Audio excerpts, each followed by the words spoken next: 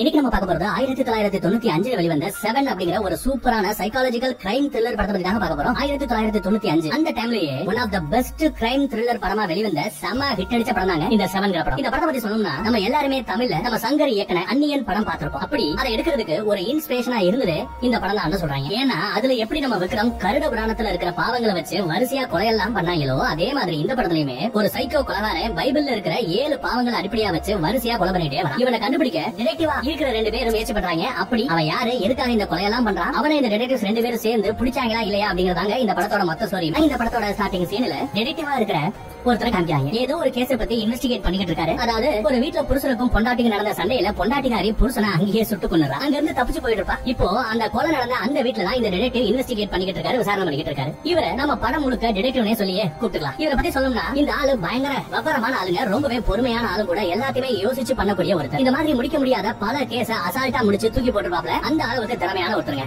ஆனா இவருக்கு இதான் கடைசி வாரம். இன்னும் ஒரு வாரத்துல இந்த டிடெக்டிவ் வேலையில இருந்து ரிட்டையர் ஆக போறாரு. அதுக்காக இவரோட அந்த இடத்தை ஃபில் பண்ண இவரோட போஸ்டிங்க்கு புதுசா ஒருத்தரை கொண்டு வராங்க. அவன் தாங்க நம்ம படத்தோட ஹீரோ. அவனும் இப்போ இந்த கொலை வீட்டுக்கு வரா. இவர் கூட சேர்ந்து எல்லாத்தையுமே விசாரணை பண்றான். இவருக்கு ரிட்டையர் ஆக இன்னும் 7 நாள் இருக்கிறதால அது வரைக்கும் இவர் கூட சேர்ந்து வேலை பார்க்கறதுக்காக தான் இவனை அனுப்பி வச்சிருப்பாங்க. இவனும் இவர்கிட்ட வந்து இப்போதைக்கு ஒரு பார்ட்னரா சேர்ந்துக்கிறான். நம்ம ஹீரோவை பத்தி சொல்லணும்னா இவனும் ஒரு நல்ல டிடெக்டிவ் தான். ஆனா என்ன கொஞ்சம் அடிக்கடி எல்லா விஷயத்துக்குமே ரொம்பவே கோவப்படுவான். அவரை மாதிரி ரொம்ப பொறுமையால இருக்க மாட்டான். கொஞ்சம் அவசரக்காரனும் கூட. இப்படி கொஞ்சம் கூட ஒத்தையே போகாத இவங்க 2 பேரும் சேர்ந்துதான் இன்னும் 7 நாளைக்கு வேலை செய்ய போறாங்க. என்னெல்லாம் பண்ண போறாங்க அப்படின்னு பாப்போம். இப்ப அப்படியே அடுத்த நாள் ஆகுதுங்க. காலங்காத்தால ஹீரோக்கு ஒரு போன் கால் வருது. ஏதோ ஒரு இடத்துல கொலை நடந்துட்டதா சொல்லி உடனே வர சொல்றாங்க. ஹீரோவும் நேத்து தான் வேலைக்கே வந்து சேர்ந்தேன், அதுக்குள்ள வேலை சொல்லியே கொள்றாங்களே அப்படின்னு குழம்பிக்கிட்டே எழுந்திரிச்சு போறான். புலம்பி தள்ளிக்கிட்டு இருக்கான். அந்த இடத்துக்கு இவரோட பாட்ட நம்ம டிடெக்டிவ் வந்துறாப்ல. இப்ப 2 பேருமே ஸ்பாட்டுக்கு வந்துறாங்க. இங்க இருக்க ஒரு வீட்டுல தான் யாரோ ஒருத்தன் மர்மமான முறையில செத்து போயிருக்கிறதா அங்க இருக்கிற போலீஸ் எல்லாருமே இவங்க கிட்ட சொல்ல இவங்களும் அந்த வீட்டுக்குள்ள போய் பாக்குறாங்க. பார்த்தா அங்க ஒரு பெரிய மாமிசம் மலையே செத்து கிடக்குங்க. அந்த அளவுக்கு பயங்கர குண்டான ஒருத்தன் சேர்ல உட்கார்ந்த மாதிரியே செத்து போயிருக்கான். அதுவும் அவனோட முகம் அவன் சாப்பிட்டுட்டு இருந்தா அந்த சாப்பாட்டுக்குள்ளேயே புதஞ்சு போயிருக்கு. அவன் சாப்பிட்டுட்டே செத்து போயிருக்கலாம்னு அங்க இருக்கிற போலீஸ்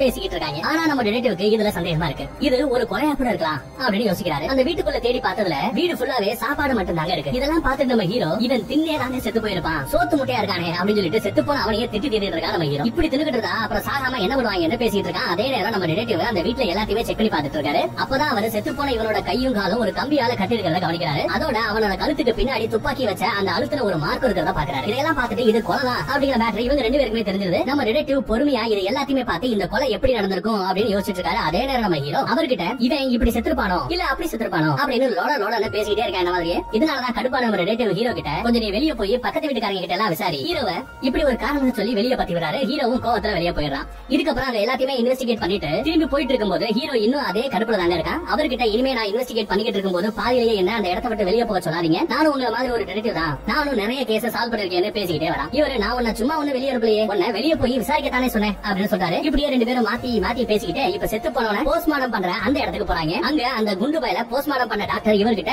அவனோட குடலை எடுத்து காமிக்கிறாரு. கொய்யால ஒரு பெரிய கேரி பேக் நிறைய இருக்குங்க, அவ்வளவு பெருசா இருக்கு. அதோட இவன் தொண்டையில கூட பாருங்களேன் அப்படின்னு சொல்லி காமிச்சிட்டு இருக்காரு. இதையெல்லாம் பார்த்து நம்ம ஹீரோக்கு கொமட்டிக்கிட்டு வர அதெல்லாம் உள்ள வைங்க, எப்படி செத்தான் அதை மட்டும் சொல்லுங்கன்னு சொல்லி கேக்குறாரு. அந்த டாக்டர் இவனோட வயிற்று பகுதி அதிகமா சாப்பிட்டதால உள்ளேயே கிழிஞ்சு போயிருக்கு, வயிறு வெடிக்கிற அளவுக்கு சாப்பிட்டிருக்கான். அதனாலதான் இவனோட உடம்பு முழுக்க உள்ளுக்குள்ளேயே ரத்த கசிவு ஏற்பட்டு பயமுள்ள தின்னுகிட்டே இருக்கும்போது செத்து போயிருக்கான்னு சொல்றாப்ல. இதெல்லாம் விசாரிச்சிட்டு இருக்க இவங்க 2 பேரும் இந்த கேஸ பத்தி அவங்க ஹெட் ஆபீஸ்ல இருக்கிற ஒரு ஹெட் கிட்ட ரிப்போர்ட் வந்தாகணும். அப்ப நம்ம டிடெக்டிவ் தாங்க இந்த கேஸ பத்தி சும்மா புட்டு வைக்கிறாங்க, எப்படி கொலை நடந்திருக்கும் அப்படின்னு அந்த ஹெட்டுக்கு எக்ஸ்பிளைன் பண்றாரு. என்னன்னா அந்த கொலைகாரன் கிட்டத்தட்ட 12 மணி நேரமா இவனை கட்டாயப்படுத்தி சாப்பிட வச்சிருக்கான். இவனோட தொண்டை வரைக்கும் சாப்பாடு அடைச்சு மயக்கம் போட்டு விழுந்திருக்கான். அப்ப அந்த கொலைகாரன் இவனோட வயிற்றுலயே எட்டி உரைச்சிருக்கான். அதனாலதான் இவனோட வயிற்று பகுதி உள்ளேயே கிழிஞ்சு இவன் அங்கேயே செத்து போயிருக்கான் அப்படின்னு என்னெல்லாம் நடந்திருக்குமோ அதை தெளிவா சொல்லிட்டு இருக்காரு. அதோட அந்த கொலைகாரன் கையில ஒரு துப்பாக்கி இருந்திருக்கு. அவன் நினைச்சிருந்தா இவனை சுட்டே சாடிச்சிருக்கான். ஆனா அவன் அப்படி பண்ணல. இதுக்கு பின்னாடி வேற ஏதோ ஒரு காரணம் இருந்தாகணும். இவன் இதோட நிறுத்துவான்னு எனக்கு தோணல. இந்த மாதிரியான கொலைகள் இனியும் நடக்க வாய்ப்பு இருக்கு அப்படின்னு சொல்றாரு. அதுக்கு அந்த ஹெட் சரி அதுக்குள்ள அவனை நீங்க கண்டுபிடிச்சிருக்கன்னு சொல்ல நம்ம டிடெக்டிவ் இல்ல உங்களுக்கு என்னோட திறமை மேல நம்பிக்கை இருந்திருந்தா நீங்க என்கிட்ட இந்த கேஸ கொடுங்க,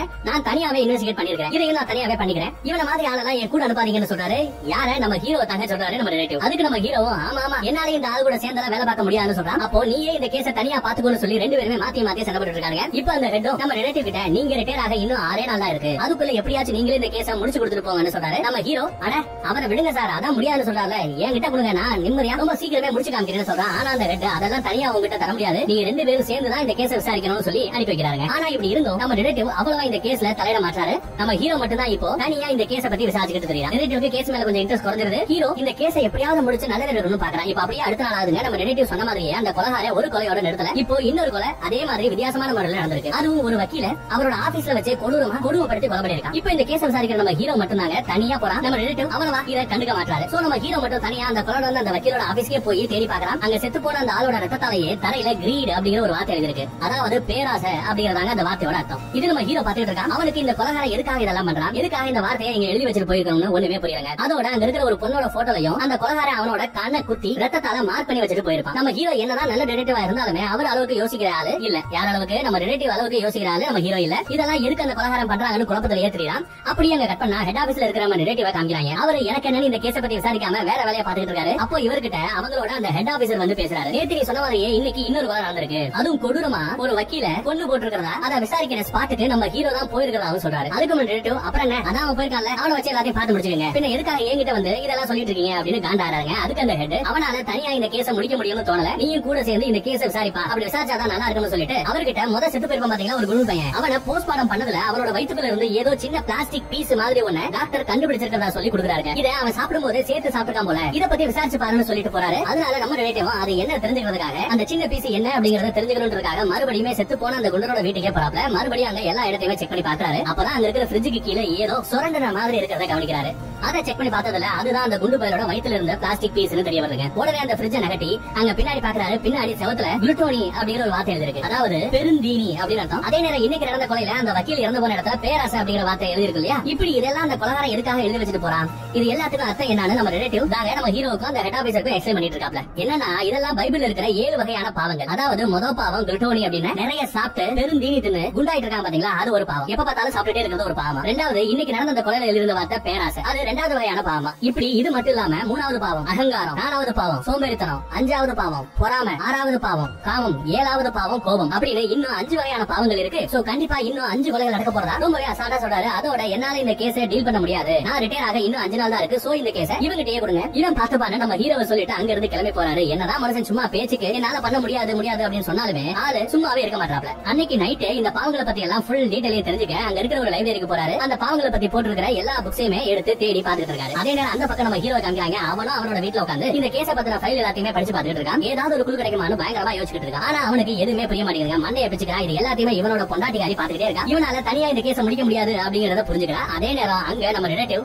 அந்த லைப்ரரியில உட்காந்து தேடி கண்டுபிடிச்ச அந்த பாவங்களை பத்தி போட்டிருக்கிற ஒரு புக்கோட பேரு எல்லாத்தையுமே ஒரு பேப்பர்ல எழுதி நம்ம ஹீரோவுக்கு யூஸ் ஆகும் அப்படின்னு அன்னைக்கு நைட்டே அவனோட டேபிள்ல யாருக்குமே தெரியாம வச்சுட்டு போறாரு. இவர் என்னதான் வெளியே ஹீரோவை பிடிக்காத மாதிரி காமிச்சுக்கிட்டாலுமே அவனுக்கு நல்லது பண்ணணும்னு ஒரு நல்ல எண்ணம் இவருக்கு இருக்குங்க. அதனாலதான் இப்போ இவர் கண்டுபிடிச்சது கூட அவனுக்காக விட்டு கொடுத்துட்டு போறாரு. இப்போ அப்படியே அடுத்த நாள் நம்ம ஹீரோவும் அவர் அதை எழுதி வச்சிருந்த அந்த புக் எல்லாத்தையுமே போய் எடுத்துக்கிட்டு திரும்பி ஆபீஸுக்கு வர. அப்ப அவரோட பொண்டாட்டிக்காரி கிட்ட இருந்து ஹீரோவுக்கு போன் வருது. அவன் நான் உங்க பார்ட்னர் அதாங்க அந்த சூப்பர் ரிலேட்டிவ் இருக்காரு இல்லையா அவர்கிட்ட பேசணும்னு சொல்றான். ஹீரோ இருக்கான்னு கேக்குறான். ஆனா அவன் நீங்க முதல் போன் அவர்கிட்ட கொடுங்கன்னு சொல்ல ஹீரோ அவர்கிட்ட போய் போன் கொடுக்குறான். அவன் நம்ம ரிலேட்டிவ் அன்னைக்கு நைட்டு டின்னருக்கு வீட்டுக்கு வர சொல்லி கூப்பிடுறான். இவர் முதல் பரவாயில்ல இருக்கட்டும் நீங்க கூப்பிட்டதே போதும் நான் இன்னொரு நாள் வரேன்னு சொல்றாரு. ஆனா அவன் நீங்க இன்னைக்கே வந்தா நல்லா இருக்கும்னு சொல்லி வலு கட்டாயமா கூப்பிடுறா. வேற வழி இல்லாம இவரும் சரி வரேன்னு சொல்லிறாரு. இப்ப ஹீரோ அவர்கிட்ட அவ என்ன சொன்னான்னு கேக்குறான். அதுக்கு அவர் உன்னோட மனைவி இன்னைக்கு நைட்டு என்ன உங்க வீட்டுக்கு டின்னர் சாப்பிட கூப்பிட்டுருக்கா சொல்லி அந்த மேட்டர் சொல்றாரு. இதை கேட்ட நம்ம ஹீரோ என்னது உங்களை எதுக்காக கூப்பிடணும், ஏன்டா நான் உங்க வீட்டுக்கு வரக்கூடாதா சாப்பிடக்கூடாதுன்னு உடனே இவரு கேட்க இவனும் அப்படியெல்லாம் இல்ல சரி சரி வாங்க அப்படின்னு சொல்லிட்டு அன்னைக்கு நைட்டு அவனோட வீட்டுக்கு கூப்பிட்டு போறான். அன்னைக்கு நைட்டு இவங்க எல்லாருமே ஒன்னா உட்காந்து சாப்பிடுறாங்க. ஒருத்தருக்கு ஒருத்தர் பேசி ரொம்ப ஜாலியா சந்தோஷமா இருக்காங்க. ஹீரோவால தனியா இந்த கேஸ முடிக்க முடியாது. அதுக்கு இவரோட உதவியும் வேணும்னு நம்ம ஹீரோவோட ஒய்ஃபுக்கு நல்லாவே புரியுதுங்க.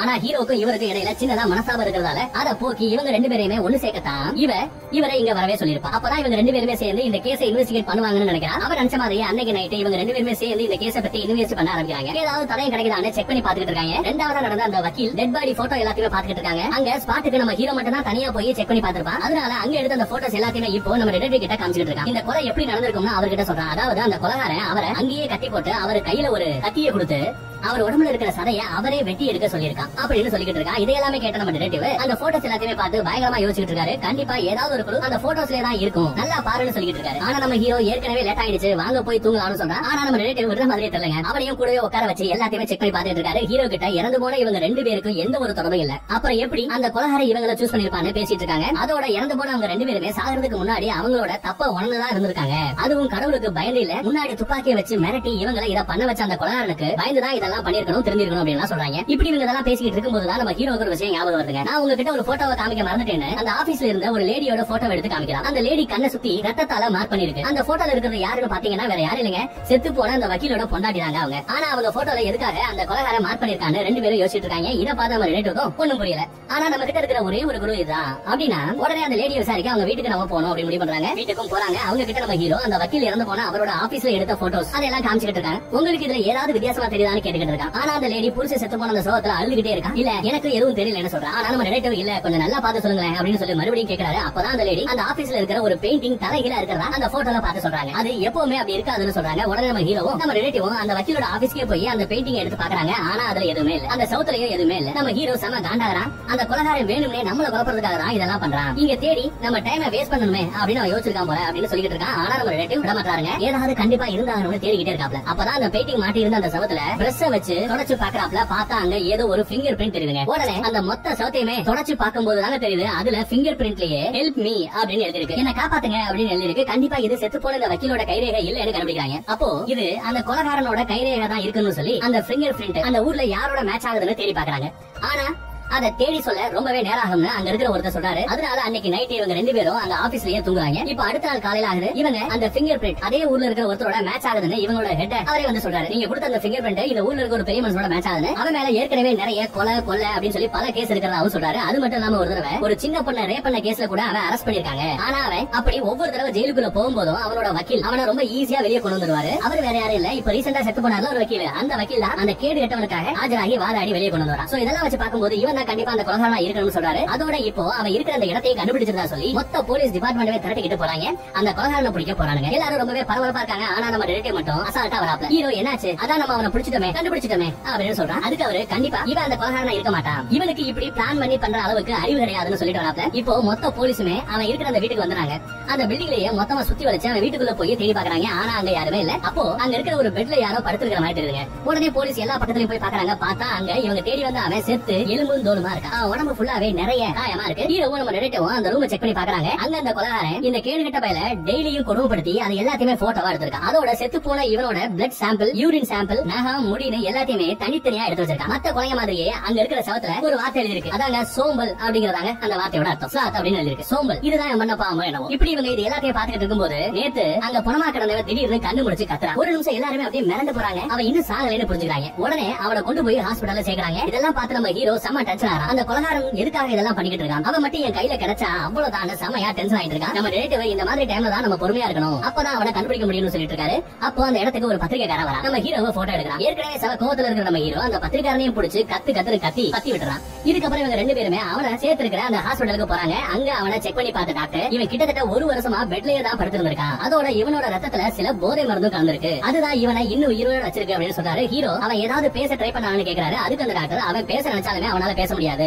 ஏன்னா அவனோட நாக்கியே வெட்டி எடுத்திருக்காங்க அந்த கொலைகாரன் அப்படின்னு சொல்றாரு. அவன் உயிர் பிழைக்கிறதுக்கு ஏதாவது வாய்ப்பு இருக்கான்னு சொல்லி கேக்குறாங்க. அவன் கண்ணுல ஒரு டார்ச் அடிச்சா கூட அந்த அதிர்ச்சியிலேயே அவன் செத்துருவான். அவன் இவ்வளவு வலி தாங்கி உயிரோட இருக்கிறதே பெரிய விஷயம். அவனை அந்த அளவுக்கு குணப்படுத்திருக்கான். சோ இதுக்கு மேல அவனை காப்பாற்ற முடியாது, அவனை நிம்மதியா சாக வாச்சு விடுங்கன்னு சொல்லிட்டு போறாங்க அந்த டாக்டர். இப்போ அப்படியே அன்னைக்கு நைட் ஆகுதுங்க. ரெண்டு பேருமே அவங்க வீட்டுக்கு போயிருக்காங்க. நம்ம ரிலேட்டிவ் அவர் வீட்டுல இருக்கும்போது ஹீரோவோட ஒய்ஃப் கிட்ட இருந்து கால் வருது. இவரும் பயந்து போய் ஏதாவது பிரச்சனையா என்னாச்சு அப்படின்னு விசாரிக்கிறாரு. அவன் அதெல்லாம் எந்த பிரச்சனையும் இல்ல, நம்ம நாளைக்கு மீட் பண்ணி பேசலாமே அப்படின்னு சொல்லி கேக்குறான். ஆனா எதுக்காகன்னு எதுவுமே சொல்ல இவரும் சரின்னு சொல்றாரு. அடுத்த நாள் காலையில ஆகுது. இவங்க ரெண்டு பேருமே ஒரு ஹோட்டல்ல மீட் பண்ணி பேசிக்கிறாங்க. ஹீரோவோட பொண்டாட்டி தான் நான் உங்ககிட்ட ஒரு விஷயத்த சொல்லணும்னு ஏதோ ஒண்ணு தயங்கி பேசுறான். இவர் என்ன விஷயம், எதுக்காக இவ்வளவு தயங்குறீங்கன்னு சொல்லி கேட்க அவன் தான் பிரெக்னெண்டா இருக்கிற அந்த விஷயத்த சொல்றான். அதுக்கு இவரு நல்ல விஷயம் தானே, எதுக்கு இவ்வளவு தயங்குறீங்கன்னு சொல்லி கேக்குறாரு. ஆமா, அவ இந்த விஷயம் என்னோட ஹஸ்பண்டுக்கு தெரியாது, அதோட எனக்கு இந்த குழந்தை பெத்துக்கவும் பயமா இருக்கு. இந்த மாதிரி ஒரு மோசமான ஊர்ல எப்படி இந்த குழந்தைய வளர்க்க போறேன்னு நினைச்சாலே பயமா இருக்கு. என்ன பண்றதுன்னு தெரியல. எனக்கு இந்த ஊர்ல தெரிஞ்ச ஒரு ஆளு நீங்க மட்டும்தான் எனக்கு இந்த ஊர்ல தெரிஞ்ச ஒரே ஒரு ஆள், அதான் உங்களை பார்த்து பேசலாம்னு வர சொன்ன சொல்றான். அவரு இதுல நான் சொல்றது என்ன இருக்கு, உனக்கு அந்த குழந்தை வேணாம முடிவு பண்ணிட்டா நீ அந்த கருவை கலைச்சிட்டு உன் புருஷன் கிட்ட சொல்லாத, வருத்தப்படுவான். அப்படி இல்லனா அந்த குழந்தைய பெத்துக்கோ, ஆனா இந்த ஊர்ல பார்த்து வளர்க்கணும் அப்படின்னு சொல்லிட்டு அவரு அந்த சொந்த கதையெல்லாம் சொல்ல ஆரம்பிக்கிறாங்க. எனக்கு இந்த மாதிரி முடிவு எடுக்கிற ஒரு நிலைமை வந்துச்சு, ஆனா அப்போ நான் எடுத்த அந்த முடிவுக்காக இப்ப வரைக்கும் வருத்தப்பட்டு இருக்கேன். அதனால இதுல நான் சொல்ல ஒண்ணும் இல்ல, நீயே முடிவு பண்ணிக்கோன்னு சொல்லிட்டு அங்க இருந்து கிளம்பி ஆபீஸ்க்கு வந்துறாங்க. இங்க ஆபீஸ்ல ஹீரோவும் இவரும் சேர்ந்து அந்த கொலைகார விட்டு போன அந்த தரையத்தெல்லாம் பார்த்து யோசிச்சுட்டு இருக்காங்க. ஆனா நம்ம ஹீரோவால பொறுமையா இருக்க முடியலங்க. எதுக்காக நம்ம இங்க உள்ளேயே உட்காந்து அவன் அடுத்த கொலை பண்ற வரைக்கும் வெயிட் பண்ணிட்டு இருக்கணும், வெளியே போய் அவனை பத்தி தேடலாமே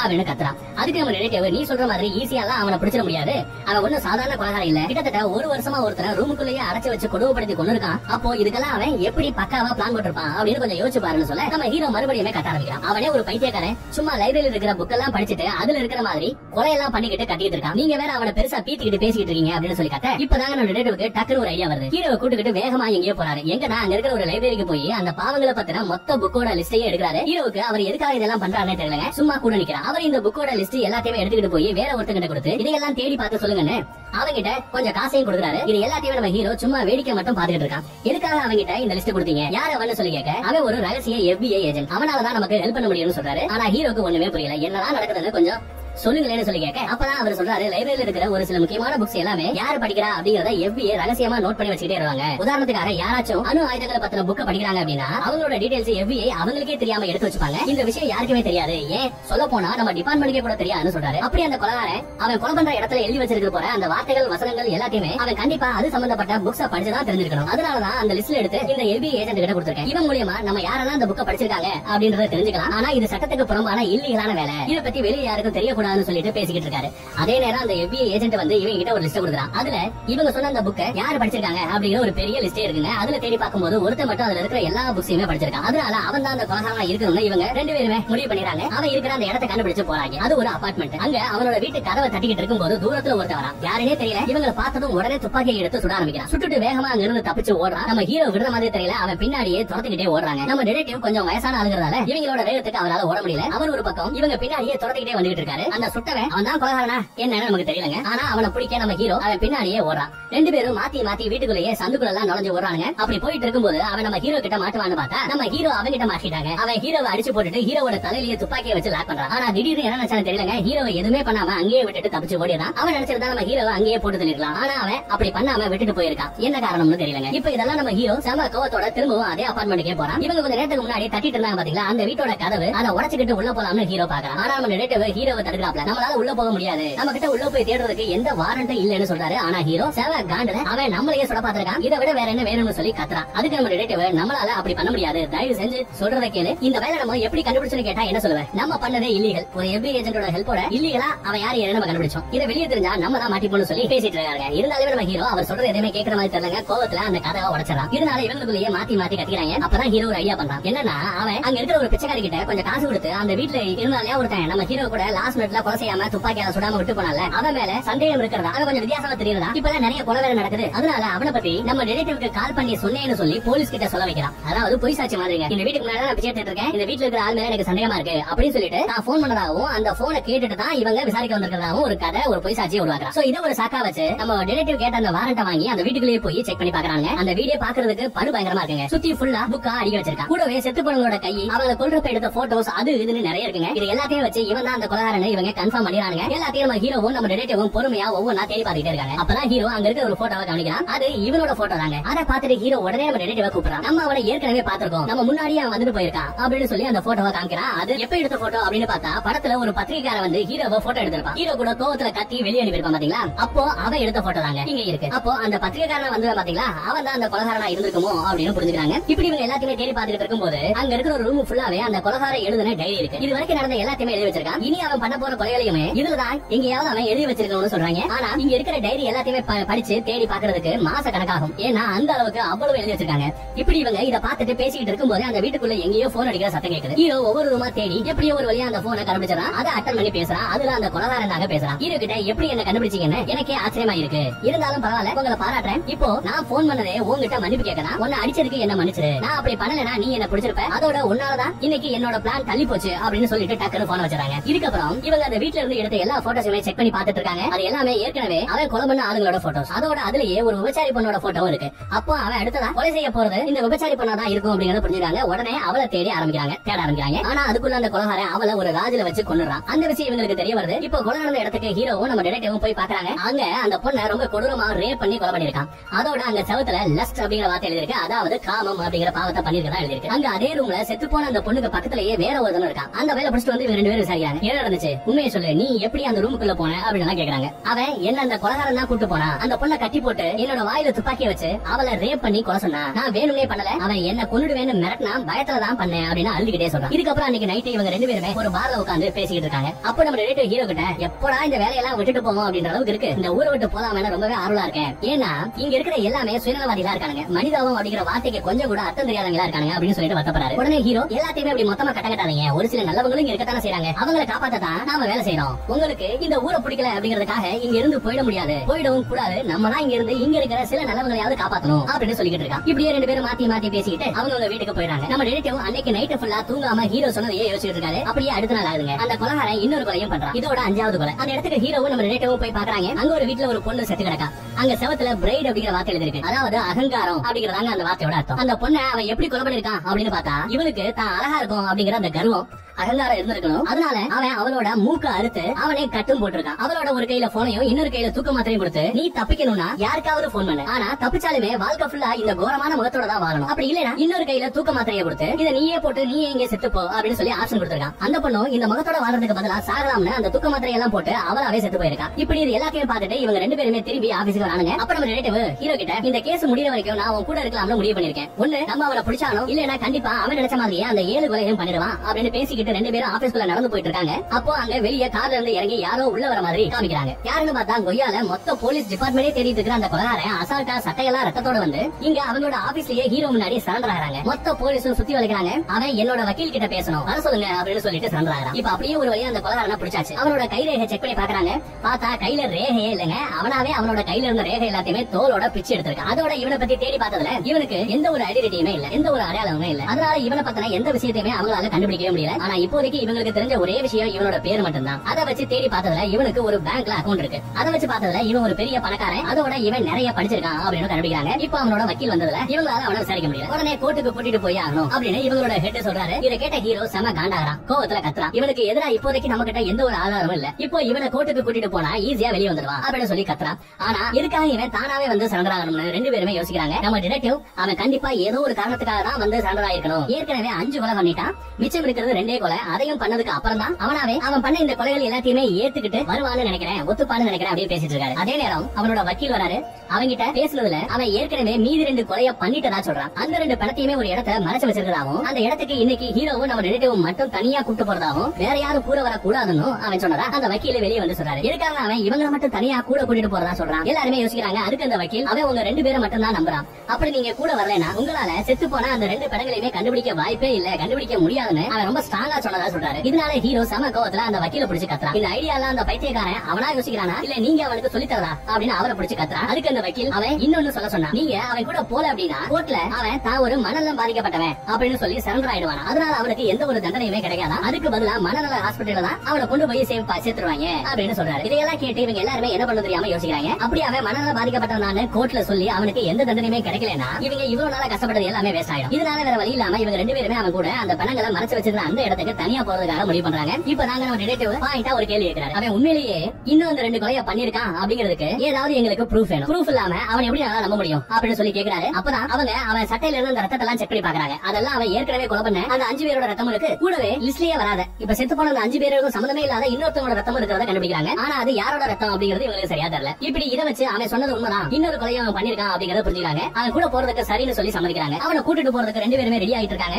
அப்போ இவங்களோட ஹெட் வந்து இவங்க கிட்ட பேசுறாரு. அவனோட உயிருக்கு எந்த ஆபத்தும் இல்லாம நீங்க திரும்பி கூட்டிட்டு வர வேண்டியது உங்க பொறுப்பு தான், உங்களுக்கு என்ன ஆனாலுமே அவனை நம்ம பத்திரமா கோர்ட்ல ஒப்படைச்சாகணும்னு சொல்லிட்டு இருக்காரு. இவங்களும் சரின்னு சொல்லி கிளம்புறாங்க. இவங்களோட பிளான் என்னன்னு பாத்தீங்கன்னா இவங்க 2 பேருமே அவன் சொல்ற அந்த இடத்துக்கு கார்ல கூட்டிட்டு போகணும். அப்படி போறப்போ இவங்களை யாரும் ஃபாலோ பண்ண கூடாதுன்னு அந்த கொலைகாரன் ஏற்கனவே சொல்லிருப்பான். அதனால இவங்க அந்த கார்ல தரவழியா ஃபாலோ பண்ணாம ஒரு ஹெலிகாப்டர் மூலமா இவங்க பின்னாடியே ஃபாலோ பண்ணி வந்தாங்க. யாரு போலீஸ்காரங்க தரவழியா ஃபாலோ பண்ணா கொலைகாரனுக்கு தெரிஞ்சிருமே சொல்லிட்டு ஹெலிகாப்டர்ல ஃபாலோ பண்றாங்க. இதுதான் இவங்களோட பிளான். அதோட இவங்க என்ன பேசுறாங்க அப்படிங்கறத கேக்குறதுக்கு இவங்களோட உடம்புலயே ஒரு மைக்கே செட் பண்றாங்க. அப்படி இவங்க பிளான் பண்ணபடி எல்லாமே கரெக்டா நடந்துகிட்டு இருக்கு. ஹீரோவும் நம்ம ரிலேட்டிவும் அந்த கொலைகாரனை கூட்டிட்டு கார்ல போயிட்டு இருக்காங்க.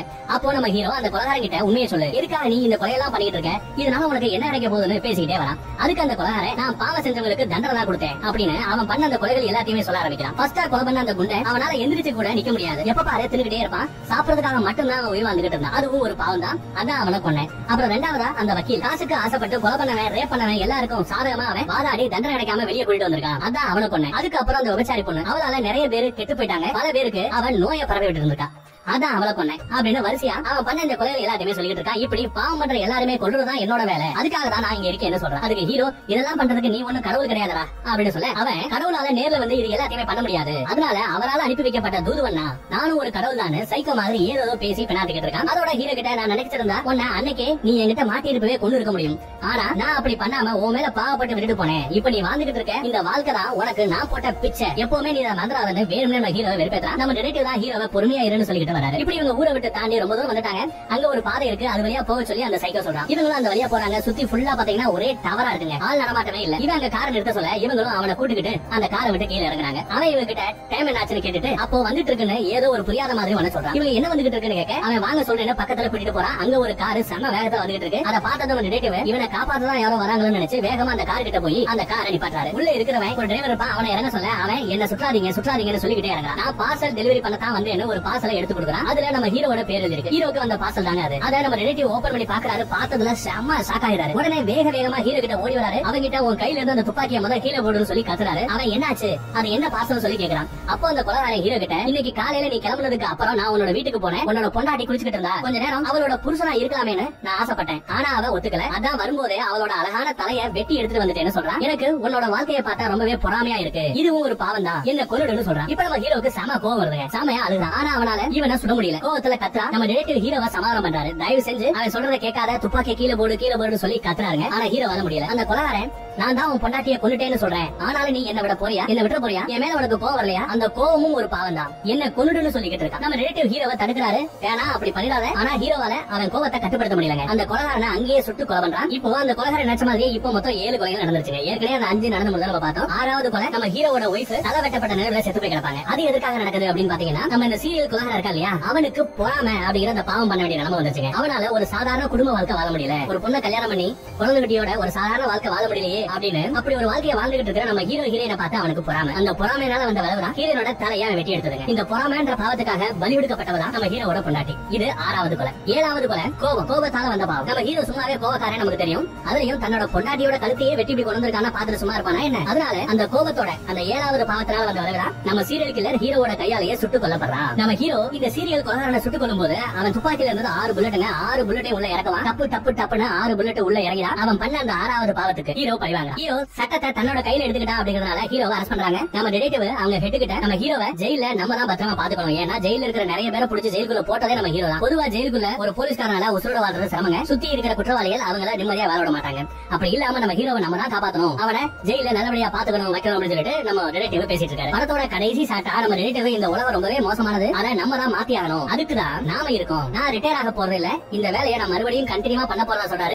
உங்கள யாருக்கெல்லாம் இந்த டிடெக்டிவ் மூவிஸ்லாம் ரொம்ப பிடிக்கும், கிரைம் த்ரில்லர்ஸ், அவங்களுக்குலாம் நான் இப்ப சொல்ல போற படம் ரொம்பவே பிடிக்கும். த்ரில்லர்ஸ் மூவிஸ்னாலே நம்ம டேவிட் ஃபின்ச்சரை அடிச்சுக்கவே முடியாது, பயங்கரமா படம் எடுப்பாரு. இன்னைக்கு நம்ம பார்க்க போற படம் டேவிட் ஃபின்ச்சரோட டைரக்ஷன்ல வெளிவந்த 7. பைபிள்ல இருக்க 7 பாவங்களை பேஸ் பண்ணி கொலை பண்ற ஒரு சைக்கோ கொலைகாரன், அவனை கண்டுபிடிக்க முயற்சிக்கிற 2 டிடெக்டிவ்ஸ். அவன் யாரு, எதுக்காக இதெல்லாம் பண்றான், அவனை கண்டுபிடிச்சாங்களா, இது எல்லாத்தையும் ரொம்ப விறுவிறுப்பா சொல்ற ஒரு கதை தான் 7. ஓமிங் சீல சம்ரஸ்ட் அப்படின்ற ஒரு டிடெக்டிவ காட்டுறாங்க. அவர் ஒரு கேஸை கிராக் பண்ணிட்டு இருக்கும் போது அப்பதான் அவர்கிட்ட வந்து புதுசா வந்து ஒரு பார்ட்னரா ஜாயின் பண்றாரு டேவிட் மில்ஸ்ன்றவர். அவர் வேற ஊர்ல இருந்து டிரான்ஸ்பர் ஆகி இங்க வந்திருப்பாரு. சோ 2 பேருக்குமே ஒரு ஈகோ கிளாஷ் இருக்கும். நம்ம சம்ரஸ்ட் வந்து பயங்கரமான ஒரு டிடெக்டிவ், நிறைய கேஸ்களை கிராக் பண்ணிருப்பாரு. பட் இதுதான் அவரோட கடைசி வாரம், இன்னும் ஒரு வாரத்துல வந்து அவர் ரிட்டையர்ட் ஆக போறாரு. பட் இந்த மில்ஸ் இப்பதான் வந்து புதுசா வளர்ந்துட்டு வர ஒரு டிடெக்டிவ், நல்ல டிடெக்டிவ் தான், பட் கொஞ்சம் அவசரக்காரரு. சோ ஒரு நார்மலான திங்கக்கிழமை நல்ல மழை பெஞ்சிட்டு இருக்கு. அப்பதான் ஒரு போன் கால் வருது, நம்ம மில்ஸ்க்கு ஒரு கேஸ் என்னன்னு 2 பேரும் போய் பாக்குறாங்க. அந்த வீட்டுக்குள்ள ஒரு ஆள் வந்து செத்து போய் கிடக்குறாரு. அவரோட முகம் அவர் சாப்பிட்டு இருந்த சாப்பாட்டிலே அமுங்கி போயிருக்கு. அதை வந்து செக் பண்ணதுக்காக உள்ள போறாங்க. உள்ள போய் பாக்குறாங்க, ஒரு மாமிச மலையே எனக்கு கிடக்குது. யூகிக்கவே முடியாத அளவுக்கு ரொம்பவே ஒரு பெரிய உருவம், அப்படியே வந்து சாப்பிட்டே இருக்கும் போது செத்து போன மாதிரி இருக்கு. இப்ப செக் பண்ணிட்டே இருக்கும் போதுதான் அந்த பணத்தோட கையும் காலும் பயங்கரமா ஒரு கம்பியால கட்டப்பட்டிருக்கும். அது மட்டும் இல்லாம ஒரு தலைக்கு பின்னாடி ஒரு கன் வச்சு அழுத்துற மாதிரி ஒரு மார்க்கும் இருக்கும். சுத்தி செக் பண்ணும்போது பார்த்தா ஒரே ஃபுட் ஐட்டமா இருக்கு, பயங்கரமா நிறைய ஃபுட் மட்டும் தான் இருக்கு. இப்ப நம்ம சம்ரஸ்ல பாத்துட்டே இருக்கும்போது லொடலொடன் பேசிட்டே இருக்கிறதுனால என்ன பண்றாருன்னா, நீ கொஞ்சம் வெளியில போறியா, போய் பக்கத்து வீட்டுல கொஞ்சம் விசாரி அப்படின்றத சொல்றாரு நம்ம சம்ரஸ். இதனால சம காண்டா வராரு நம்ம மில்ஸ். கார்ல வரும்போது சொல்றாரு, இந்த மாதிரி ஸ்பாட்ல இருந்து என்ன வெளில பாருங்க, எனக்கு பிடிக்க மாட்டேது அப்படின்னு போது, நீ வேலை செய்யணும் அதான் நான் சொன்னேன் அப்படின்னு போது, இல்ல உங்களுக்கு என்ன பிடிக்கல அதனால தான் இந்த மாதிரி எல்லாம் பண்றீங்க அப்படின்ற மாதிரி எல்லாம் பேசிட்டு இருக்காங்க. நான் புதுசா ஆனா நிறைய கேஸ் கேஸ்ல நான் கிராக் பண்ணிருக்கேன் போது நம்மளால எதுவும் பேச மாட்டாரு, அப்படியே வராங்க. இப்ப போஸ்ட்மார்ட்டம் பண்ற இடத்துக்கு போறாங்க. அந்த டாக்டர் என்ன சொல்றாருன்னா, அவரோட குடல் எடுத்து காட்டுறாரு, எவ்வளவு பெரிய குடல் பாருங்க. அது மட்டும் இல்லாம அவரோட தொண்டையில இருந்து ஒரு குடல் வரைக்கும் எல்லாத்தையும் ரத்த கசிவு இருக்கும். அதாவது எல்லாமே உள்ளுக்குள்ளேயே கிராக் ஆகி ரத்தம் வெளியில வர அளவுக்கு அவர் சாப்பிட்டிருப்பாரு. மட்டும் இல்லாம அவரோட குடல் பஸ்ட் ஆயிருக்கும். இதெல்லாம் பார்த்துட்டு 2 பேரும் அங்க இருந்து கிளம்புறாங்க. இப்ப நம்ம சம்ரஸ்ட் பக்காவான ரிப்போர்ட் தராரு. அதாவது இந்த கொலைகாரன் வந்து இவரை வந்து பல நாட்களா சாப்பிட மட்டுமே வச்சிருக்கான். பயங்கரமா டம்ப் பண்ணி சாப்பிட வச்சிருக்கான். அப்படி ஒரு தொண்டை வரைக்கும் சாப்பிடும் போது ஒரு தொண்டை பல்ச்சா இருக்கு. அந்த டைம்ல ஒரு மயங்கி இருக்காரு. அப்போ வயிற்றுலேயே எட்டி வச்சு அவன் குடலை பஸ் பண்ணி சாவடிச்சிருக்கான்றத பக்காவான ரிப்போர்ட்டை வந்து நம்ம சம்ரஸ்ட் கொடுக்குறாரு. அது மட்டும் இல்லாம இந்த கொலை ஒரு கொலையோட நிக்காதுன்னு நினைக்கிறேன் அப்படின்றத கெஸ் பண்றாரு நம்ம சம்ரஸ்ட். இப்ப வந்து ஹெட் ஆபீசர் என்ன சொல்றாருன்னா, இதை சீக்கிரமா கண்டுபிடிங்க அப்படின்னும் போது, நான் இந்த கேஸ்ல இல்ல, இந்த புதுசா அந்த பையனுக்கே கொடுங்க அப்படின்றத அவர் சொல்லும் போது, ஏன் இப்படி சண்டை போட்டுக்கிறீங்க அப்படின்னு கேட்கும்போது, இப்ப நம்ம மில்ஸ் என்ன பண்றாருன்னா, இது எனக்கே கொடுங்க, நானே பாத்துக்கிறேன் மாதிரி பேசுறாரு. இப்ப இவங்க 2 பேரும் மாத்தி சண்டை போட்டு இருக்கும்போது அந்த ஹெட் என்ன சொல்றாரு, மில்ஸ் வெளில அமைச்சிட்டு உங்களுக்கு 1 வீக் தானே இருக்கு, தயவு செய்து இந்த கேஸை முடிச்சு கொடுத்துட்டு போங்க அப்படின்றத சொல்லும் போது, சரி ஓகே அப்படின்றத சொல்றாரு நம்ம சம்ரஸ்ட். நான் பெருசா ஏதோ இன்வால்வ்மெண்ட் காட்டிக்கலாம் அந்த கேஸ்ல. இப்போ அடுத்த நாள் செவ்வாய்க்கிழமை இன்னொரு கொலை நடக்குது. ஒரு வக்கீல் வந்து கொடூரமா சாவச்சிருக்காங்க அவரோட ஆபீஸ்ல. இப்ப அதை செக் பண்றதுக்காக நம்ம மில்ஸ் மட்டும் போறாரு. அங்க போய் செக் பண்ணி பாக்குறாரு. ஃப்ளோர்ல வந்து அவரோட ரத்தத்தாலே கிரேடுன்னு எழுதி இருக்கு, அதாவது பேராசை. இப்ப இந்த கேஸ்ல பயங்கரமான பிரஷர் இருக்கு அப்படின்றத ஃபீல் பண்றாரு நம்ம மில்ஸ். அது மட்டும் இல்லாம அவரால் பெருசா எதுவும் யோசிக்கவே முடியல. அந்த இடத்துல ஒரு போட்டோ இருக்கு, ஒரு லேடியோட போட்டோ. அந்த போட்டோட கண்கள் வந்து மார்க் பண்ணிருக்காங்க ரத்தத்தினாலே. இவருக்கு ஒண்ணுமே புரியல. அந்த சம்ரஸ்டோட ரூமுக்கு ஸ்ட்ரைட்டா அந்த ஹெட் ஆபீசரே வராரு. நீ சொன்ன மாதிரி நடந்துச்சு, இன்னொரு கொலை நடந்திருக்கு அப்படின்றதெல்லாம் சொல்லிட்டு இருக்கும்போது அந்த பையன் பார்த்தப்போ அப்படின்ற மாதிரி ஒரு மதிக்காமலே இருக்காரு. அப்பதான் வந்து நீ ஏன் அப்படி பண்ணிட்டு இருக்க, தயவு செய்து ஏதாவது பண்ண அப்படின்னு சொல்லிட்டு அவர் என்ன சொல்றாருன்னா, இப்ப போஸ்ட்மார்ட்டம் பண்ணாங்கல்ல, அந்த பொண்ணத்தோட வயிற்றுல இருந்து ஃபுட்டோட சேர்த்து சில பிளாஸ்டிக்கும் எடுத்திருப்பாங்க, அதை நீங்க பாருங்க அப்படின்ற மாதிரி நம்ம சம்ரஸ்ட் கிட்ட கொடுக்குறாங்க. அதை அவர் பாக்குறாரு. சரி ஓகே, அவருக்கு ஒண்ணுமே புரியாதனால மறுபடியும் அந்த இடத்துக்கு போய் செக் பண்றாரு. அப்படியே வீடு ஃபுல்லா ட்ரை பண்ணிட்டே இருக்கும்போது அப்ப ஃப்ரிட்ஜுக்கு கிட்ட கீழே ஃப்ளோர்ல ஏதோ சொரண்ட மாதிரி இருக்கு. சோ அதுதான் அந்த பிளாஸ்டிக் அவர் தெரிஞ்சுக்கிறாரு. அதனால அந்த ஃப்ரிட்ஜை நகர்த்துறாரு. நகர்த்தினா ஃப்ரிட்ஜுக்கு பின்னாடி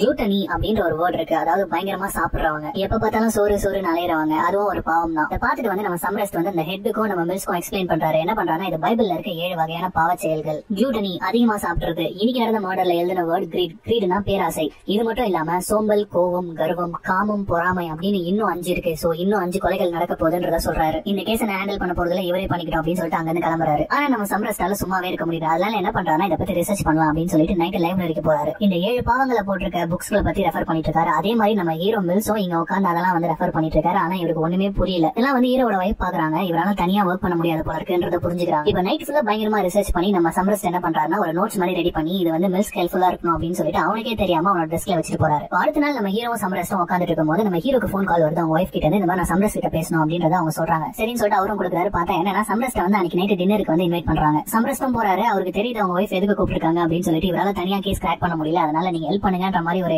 கேட்கறதுக்காக தான் கூப்பிட்டுருக்காங்கன்றது அவருக்கு புரியுது. அதனால அன்னைக்கு நைட் அங்கேயே தங்கி 2 பேரும் அந்த கேஸை கிராக் பண்ணலாம் அப்படின்றத டிசைட் பண்றாங்க. சோ 2 பேரும் அந்த லாயரோட கிரைம் சீன் போட்டோஸ் எல்லாம் பாத்துட்டு இருக்காங்க. நம்ம சம்ரஸ்ட் வந்து பயங்கரமா பாத்துட்டு இருக்காரு. ஆனா நம்மளால வந்து எப்படா இவர் விடுவாரு தூங்கலான்ற மாதிரி தான் இருக்காரு. சோ இந்த கொலை எப்படி நடந்திருக்குன்னா, அவரை கட்டி போட்டு அவர் கையிலேயே ஒரு கத்தி கொடுத்து அவர் உடம்புல இருந்து ஒரு பகுதியை அவரா வெட்டி எடை போடணும் 1 கிலோக்கு. இதுல எலும்பு இருக்க கூடாது, நரம்பு இருக்க கூடாது. இது ஷேக்ஸ்பியரோட ஒரு வசனம். அதுவும் அந்த 7 பாவ செயல்கள் சம்பந்தப்பட்ட புக்ல இருக்க வசனம் தான். இப்ப சம்ரஸ்ட் என்ன சொல்றாருன்னா, கண்டிப்பா இந்த போட்டோல க்ளூ கிடைக்கும், நல்ல போட்டோவை பார்ப்போம் அப்படின்றத பாத்துட்டு இருக்கும்போது எனக்கு தூக்கம் வருது அப்படின்றத மில்ஸ் சொல்றாரு. நீ யோசிச்சு பாரு, உன கன் முனையில உட்கார வச்சு உன் உடம்புல இருந்து ஒரு பகுதியை வெட்டி போடனா நீ எந்த பகுதியை வெட்டி போடுவ அப்படின்னு அதுக்கு ஒரு போட்டோ காட்டுறாரு. அவரோட இடுப்பு பகுதியில இருந்து அவர் 1 கிலோ சதையை வெட்டி போட்டிருக்காரு. இப்ப சம்ரஸ்ட் என்ன சொல்றாருன்னா, இதுல இறந்த 2 பேருமே அவங்களோட தவற உணர்ந்துதான் இறந்து போயிருக்காங்க. கடவுளுக்கு பயந்து இல்ல, ஆப்போசிட்ல உட்கார்ந்து இவனுக்கு பயந்து போய் 2 பேருக்குமே எந்த ஒரு சம்பந்தமும் இல்ல. இதெல்லாம் பேசிட்டே இருக்கும்போது டக்குனு நம்ம மில்ஸ் என்ன பண்றாருன்னா, ஒரு போட்டோ காட்ட மறந்துட்டேன் அப்படின்னு சொல்லிட்டு அந்த ரத்தத்தால ஒரு லேடி கண்ணுல வரைஞ்சு வச்சிருப்பான் தெரியுமா, அந்த போட்டோவை காட்டுறாரு. இதுதான் நம்மளோட க்ளூ. இவங்க யார் அப்படின்னு கேட்கும்போது, செத்து போனவரோட வைஃப் உடனே கிளம்பு அப்படின்னு சொல்லிட்டு அவங்க வைஃப் போய் பாக்குறாங்க. அந்த போட்டோஸ் எல்லாம் காட்டுறாங்க. அவங்க பயங்கரமா கதறி அழுறாங்க. உங்களுக்கு ஏதாவது தெரியல அப்படின்னு கேட்கும்போது எனக்கு எதுவுமே தெரியலன்றத சொல்றாங்க. இப்பதான் அந்த வைஃப் என்ன பண்றாங்கன்னா, அந்த போட்டோல ஒன்னு ஐடென்டிஃபை பண்றாங்க. அது என்னன்னா, அங்க இருந்து ஒரு பெயிண்டிங் வந்து தலைகீழா திருப்பி வைக்கப்பட்டிருக்கும். டக்குனு நம்ம ஹீரோவும் சம்ரஸ்டும் அவங்க போறாங்க. அங்க போயிட்டு அந்த பெயிண்டிங் எடுத்து பாக்குறாங்க. பெயிண்டிங்ல ஒண்ணுமே கிடையாது. பெயிண்டிங் பின்னாடியே ஒண்ணும் கிடையாது. என்னடா இது அப்படின்னு சொல்லிட்டு பாத்துட்டே இருக்கும்போது வாங்க போலான்றத மட்டும் தான் சொல்லிட்டு இருக்காங்க அந்த மில்ஸ். டக்குன்னு நம்ம சம்ரஸ்ட் என்ன பண்றாருன்னா, அந்த பெயிண்டிங் இருந்த இடத்த துடைக்கிறாரு. துடைக்கும் போது பார்த்தா அதுல ஃபிங்கர் பிரிண்ட்ஸ் தெரியுது. அது மட்டும் இல்லாம ஃபிங்கர் பிரிண்ட்ஸ்லயே ஹெல்ப் மீ அப்படின்றது எழுதப்பட்டிருக்கு. இது கண்டிப்பா கொலை செய்யப்பட்டவரோட ஃபிங்கர் பிரிண்ட்ஸ் கிடையாது, கண்டிப்பா கொலைகாரனுடைய தான் இருக்கும் அப்படின்னு சொல்லிட்டு அந்த ஃபிங்கர் பிரிண்ட்ஸ் எடுத்து ரன் பண்ணி பாக்குறாங்க. ரிப்போர்ட்ல மேட்சிங் ஃபிங்கர் பிரிண்ட்ஸ் ஏதாவது கிடைக்குதான்னு பாக்கிறதுக்காக அதை ரன் பண்ணதுக்கு ரொம்ப நேரம் ஆகுறதுனால 2 பேரும் அங்கேயே படுத்து தூங்கிடுறாங்க. காலையில ஏஞ்சி பாக்குறாங்க, மேட்சிங் ஃபிங்கர் பிரிண்ட்ஸ் கிடைச்சது. பார்த்தா விக்டர் அப்படின்ற ஒரு சைக்கோட நேம் கிடைச்சிருக்கு. அவன் ஆல்ரெடி நிறைய கொலைகளை பண்ணிருப்பான். அது மட்டும் இல்லாம ட்ரக் அடிக்ட் அவன் நிறைய ரேப் கேஸ்ல கூட உள்ள போயிருப்பான். ஆனா போன உடனே அவன் வெளில வந்துட்டு இருப்பான். அதுக்கு காரணம் அந்த லாயர் சாவடிச்சிருக்காங்களே அந்த லாயர். இந்த கேஸை இன்னைக்கு சூஸ் பண்ணி ஆகணும் அப்படின்னு சொல்லிட்டு ஒட்டுமொத்த போலீஸையும் கூட்டிட்டு அந்த ஹெட் போயிட்டு இருக்காரு. பின்னாடி பொறுமையா நடந்து போயிட்டு இருக்காரு. சம்ரஸ்ட் நம்ம மில்ஸ் கேட்கிறாரு, என்ன எந்த ஒரு ஆர்ப்பாட்டம் இல்லாத வரீங்க அப்படின்னு சொல்லும் போது, எனக்கு தெரிஞ்சு இவன் பண்ணிருக்க வாய்ப்பு இல்ல, ஒரு ட்ரக் அடிக்ட் இவ்வளவு பிளான் எல்லாம் நல்லா பண்ண முடியாதுன்றத அவர் சொல்றாரு. சோ இப்போ அவங்க வீட்டுக்கு போறாங்க. வீடு ஃபுல்லா போலீஸ் தேடிட்டு இருக்கு. அப்ப அவனோட பெட்ல படுத்துட்டு இருக்க மாதிரி இருக்கு. பெட்ஷீட்டை உருவி பாக்குறாங்க. பார்த்தா அது விக்டர் டீகம்போஸ் ஆன நிலைமையில அவன் உடம்பு இருக்கு. அவன் இடது கை மணிக்கட்டு வரைக்கும் கட் பண்ணப்பட்டிருக்கு.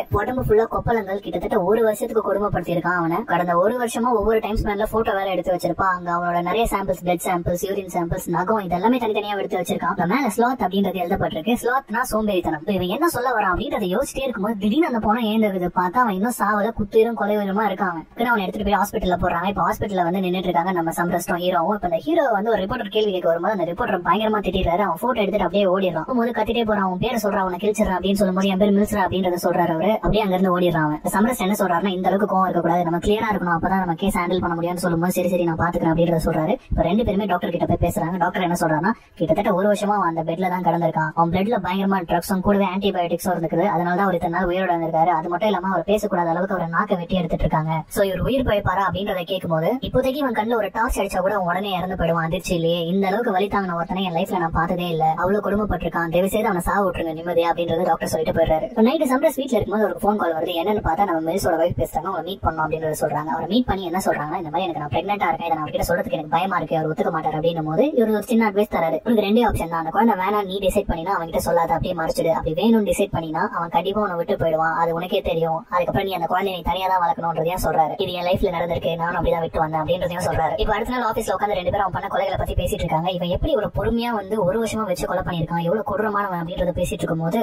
நம்ம மில்ஸ் வந்து சும்மா சும்மா கத்திட்டே இருக்காரு. நம்ம என்ன இப்படி உட்காந்துட்டு இருக்கோம், அடுத்த கொலை பண்ற வரைக்கும் நம்ம வெயிட் பண்ணி க்ளூவை தேடிட்டு இருக்கோம், அவன் கண்டுபிடிக்கணும் அப்படின்ற மாதிரி கத்திட்டு இருக்காரு. நல்லா யோசிச்சு பாரு, ஒரு வருஷமா பண்ணிருக்கான், அவன் பயங்கர பிளான், அவன் எதை வச்சு பண்றான் அப்படின்றதெல்லாம் யோசிச்சுட்டு இருக்கும்போது நீங்க வேற அவன் பெரிய பில்டப் எல்லாம் கொடுக்காதீங்க, அவன் ஏதோ புக்குகள் எல்லாம் படிச்சுட்டு அவன் இதெல்லாம் பண்ணிட்டு இருக்கான் அப்படின்னு சொல்லும் போது டக்குன்னு நம்ம சம்ரஸ்க்கு ஒரு ஐடியா வருது. உங்ககிட்ட எவ்வளவு காசு இருக்கும் போது என் கூட வா அப்படின்றத சொல்லி கூப்பிட்டு போறாரு. எங்கன்னா லைப்ரரி கூப்பிட்டு போறாரு. ஏன்னா அவன் இந்த 7 பாவங்களும் அவன் விட்டுட்டு போற வசனங்களும் கண்டிப்பா ஏதாவது ஒரு புக்கை பார்த்து தான் அவன் பண்ணிட்டு இருக்கான். சோ அந்த புக்குங்களை படிச்சிருக்க வாய்ப்பு இருக்கு. அதனால இந்த 7 பாவங்கள் சம்பந்தப்பட்ட எல்லா புக்குங்களையும் நம்ம லிஸ்ட் எடுக்க போறோம் அப்படின்றத சொல்றாரு. அது லிஸ்ட் எடுத்துட்டு என்ன பண்றாருன்னா, அவரோட ஃப்ரெண்ட் ஒருத்தர் இருப்பாரு FBI ல, அவர்கிட்ட அந்த லிஸ்ட் கொடுத்து கூடவே இவர்கிட்ட இருந்து காசு வாங்கி கொடுத்து இந்த வேலையை முடிச்சு கொடு அப்படின்றத சொல்றாரு. நம்ம மில்ஸ்க்கு ஒண்ணுமே புரியல. இப்பதான் சம்ரஸ் என்ன சொல்றாருன்னா, சில முக்கியமான விஷயங்கள் தகவல்கள் எல்லாம் யாராச்சும் படிக்கிறாங்க அப்படின்னா அவங்க வந்து FBI ஃபாலோ பண்ணுவோம். சில புக்குகள் எல்லாம் பிளாக்டு புக், இப்போ வந்து பாம்பு எப்படி பண்றது, துப்பாக்கி எப்படி பண்றது, இந்த விஷயங்கள் எல்லாம் யாராச்சும் படிக்கிறாங்கன்னா லைப்ரரியில அவங்க ஐடியா நோட் பண்ணி லைப்ரரி வந்து FBI-க்கு கொடுக்கணும். அதுதான் ரூல். அது யாருக்குமே தெரியாது, இவன் நம்ம போலீஸ்க்கும் தெரியாது, ஆனா FBI-க்கு மட்டும் தான் தெரியும். இவன் FBI சோ இவன் மூலியமா அந்த லிஸ்ட் எடுக்கலாம் அப்படின்றத சொல்றாரு. நாங்க பயங்கரமான மூலக்காரங்க நீங்க அப்படின்னு சொல்லிட்டே இருக்கும்போது அந்த FBI காரன் வந்து ஒரு லிஸ்ட் கொடுக்குறான். அந்த லிஸ்ட்ல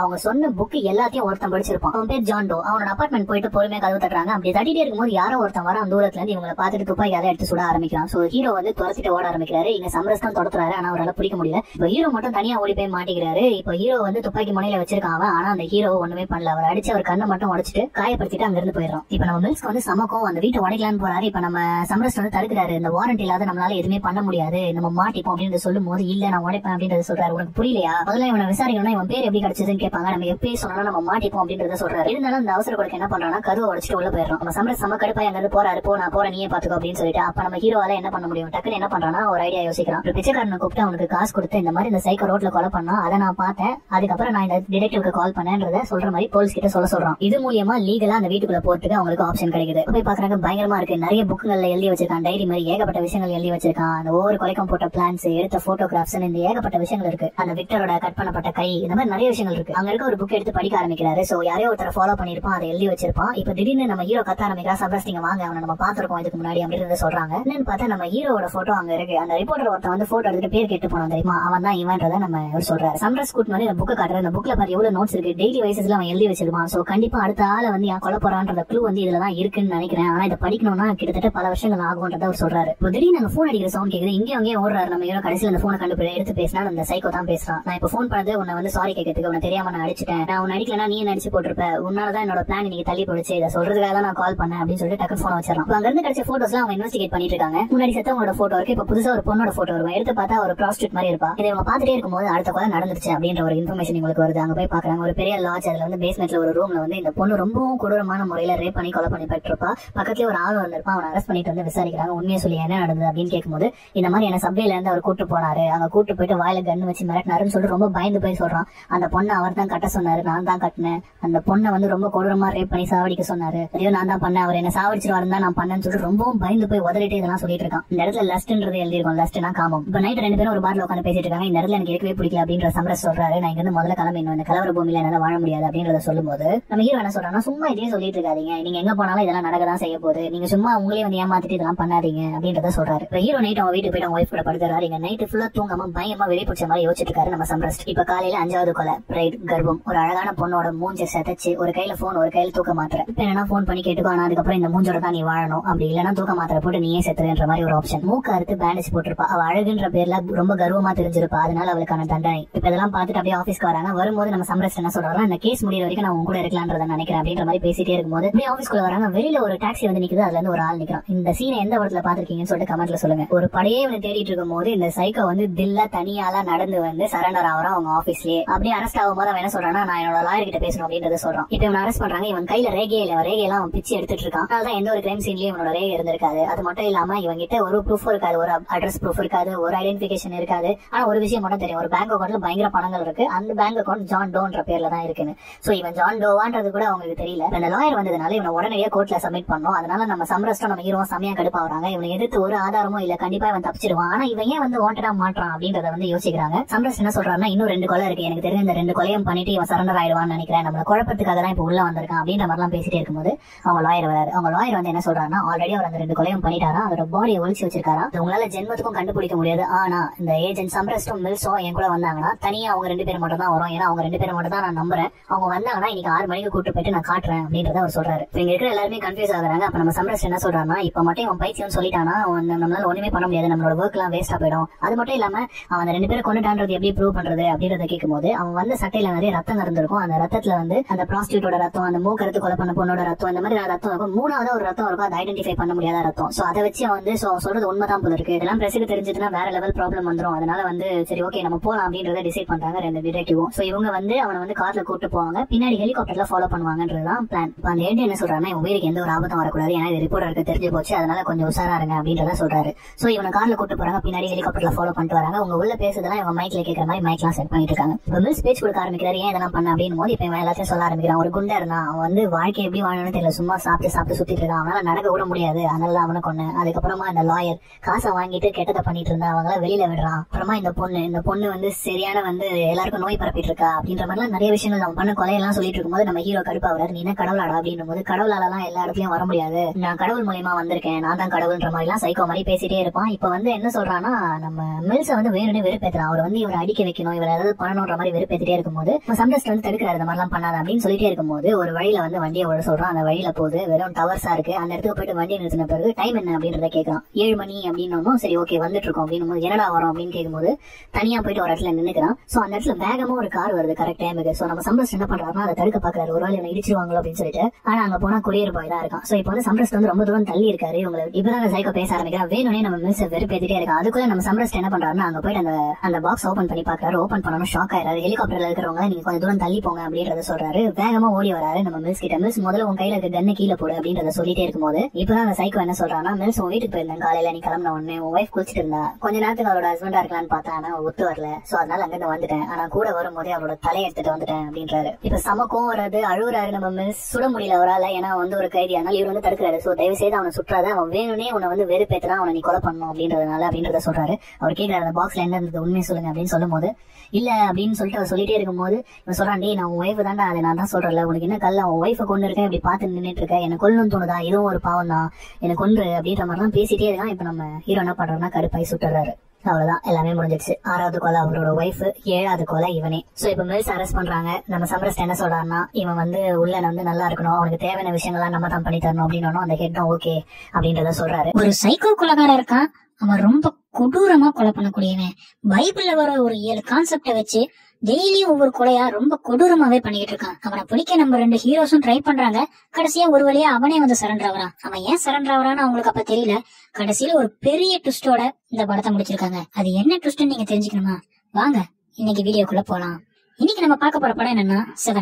1995ல ஒரு சைக்காலஜிக்கலி கிரைம் த்ரில்லர் மூவியா எடுக்கப்பட்ட படம் தான் இது. இந்த படத்தோட director David Fincher. David Fincher படம்னாவே கிரைம் த்ரில்லர்ல அடிச்சுக்க முடியாது. சோ ஏன் வெயிட் பண்ணிட்டு வாங்க இன்னைக்கு வீடியோக்குள்ள போலாம். படத்துக்குள்ள போறதுக்கு முன்னாடி ஒரு விஷயம் சொல்லிடுறேன். இந்த படத்துல சில காட்சிகள் ரொம்பவே டிஸ்ட்ரக்டிவா இருக்கும். அதெல்லாம் குறைச்சிக்கிட்டு தான் நான் கொஞ்சம் வீடியோ பண்ணிருக்கேன். படத்தோட ஸ்டார்டிங்ல ஒரு டிடெக்டிவ் ஒருத்தரை காட்டுறாங்க. இவரு பேரு சோமசெட். இவர் ஒரு கொலை ஆராய்ச்சி பண்ண போறாரு. அங்க ஒருத்தர் ரத்த வளத்துல படுத்து கிடக்குறாரு. அவரோட ஒய்ஃபே அவங்கள சுட்டுருக்காங்கன்னு தெரிஞ்சுக்கிறாரு. அங்க இப்போ இன்னொரு டிடெக்டிவ் வராரு. இவரு பேரு டிடெக்டிவ் மில்ஸ். இவரும் சோமர்செட்டும் இனிமே சேர்ந்துதான் வேலை செய்ய போறாங்க. இப்ப சோமர்செட் தன்னோட பெட்ல படுத்துக்கிட்டு அந்த ஆள் எப்படி இறந்திருப்பான்னு யோசிச்சுட்டு இருக்காரு. தன்னோட மைண்ட் பேலஸ்லயே அந்த கேஸையும் முடிக்கிறாரு. இப்ப திங்கக்கிழமை மில்ஸ் மலையில நினைஞ்சுக்கிட்டு சோமர்செட்காக வெயிட் பண்ணிட்டு இருக்காரு. 2 பேரும் சேர்ந்து ஒரு இடத்துக்கு போறாங்க. போலீஸ் அந்த இடத்துல ஒரு கொலை நடந்திருக்கிறதா தகவல் கொடுக்குறாங்க. அவங்க அங்க போய் செக் பண்றாங்க. அங்க ரொம்பவும் பெருசா மாமிச மலை மாதிரி ஒருத்தர் இருக்கான். அவனை போய் பாக்குறாங்க. அப்ப மில்ஸ் கேக்குறாரு, இவன் தின்னே செத்துருப்பான் போலன்னு கேக்குறாரு. அப்ப சோமர்செட் அவனை செக் பண்ணிட்டு இருக்காரு. அவன் கையையும் காலையும் யாரோ கட்டி போட்டுருக்கிற மாதிரி இருக்கு. அதோட அவனோட பின் கழுத்துல யாரோ கண்ணை வச்சு அழுத்துற மாதிரியும் இருக்கு. இப்ப அந்த பாடிய போஸ்ட்மார்ட்டம் பண்ணிட்டு இருக்காங்க. அந்த போஸ்ட்மார்ட்டம் பண்ற ஆளு அவனோட குடலை எடுத்து காட்டுறாங்க. அது ஒரு பஞ்சா ஒரு பேக் ஃபுல்லாவே மொத்தமா நிரம்பி இருக்கு. இப்ப சோமர்செட் அவர்கிட்ட இருந்து டீடைல்ஸ் வாங்கிக்கிறாரு. இப்ப அவரோட ஹெட் கிட்ட போய்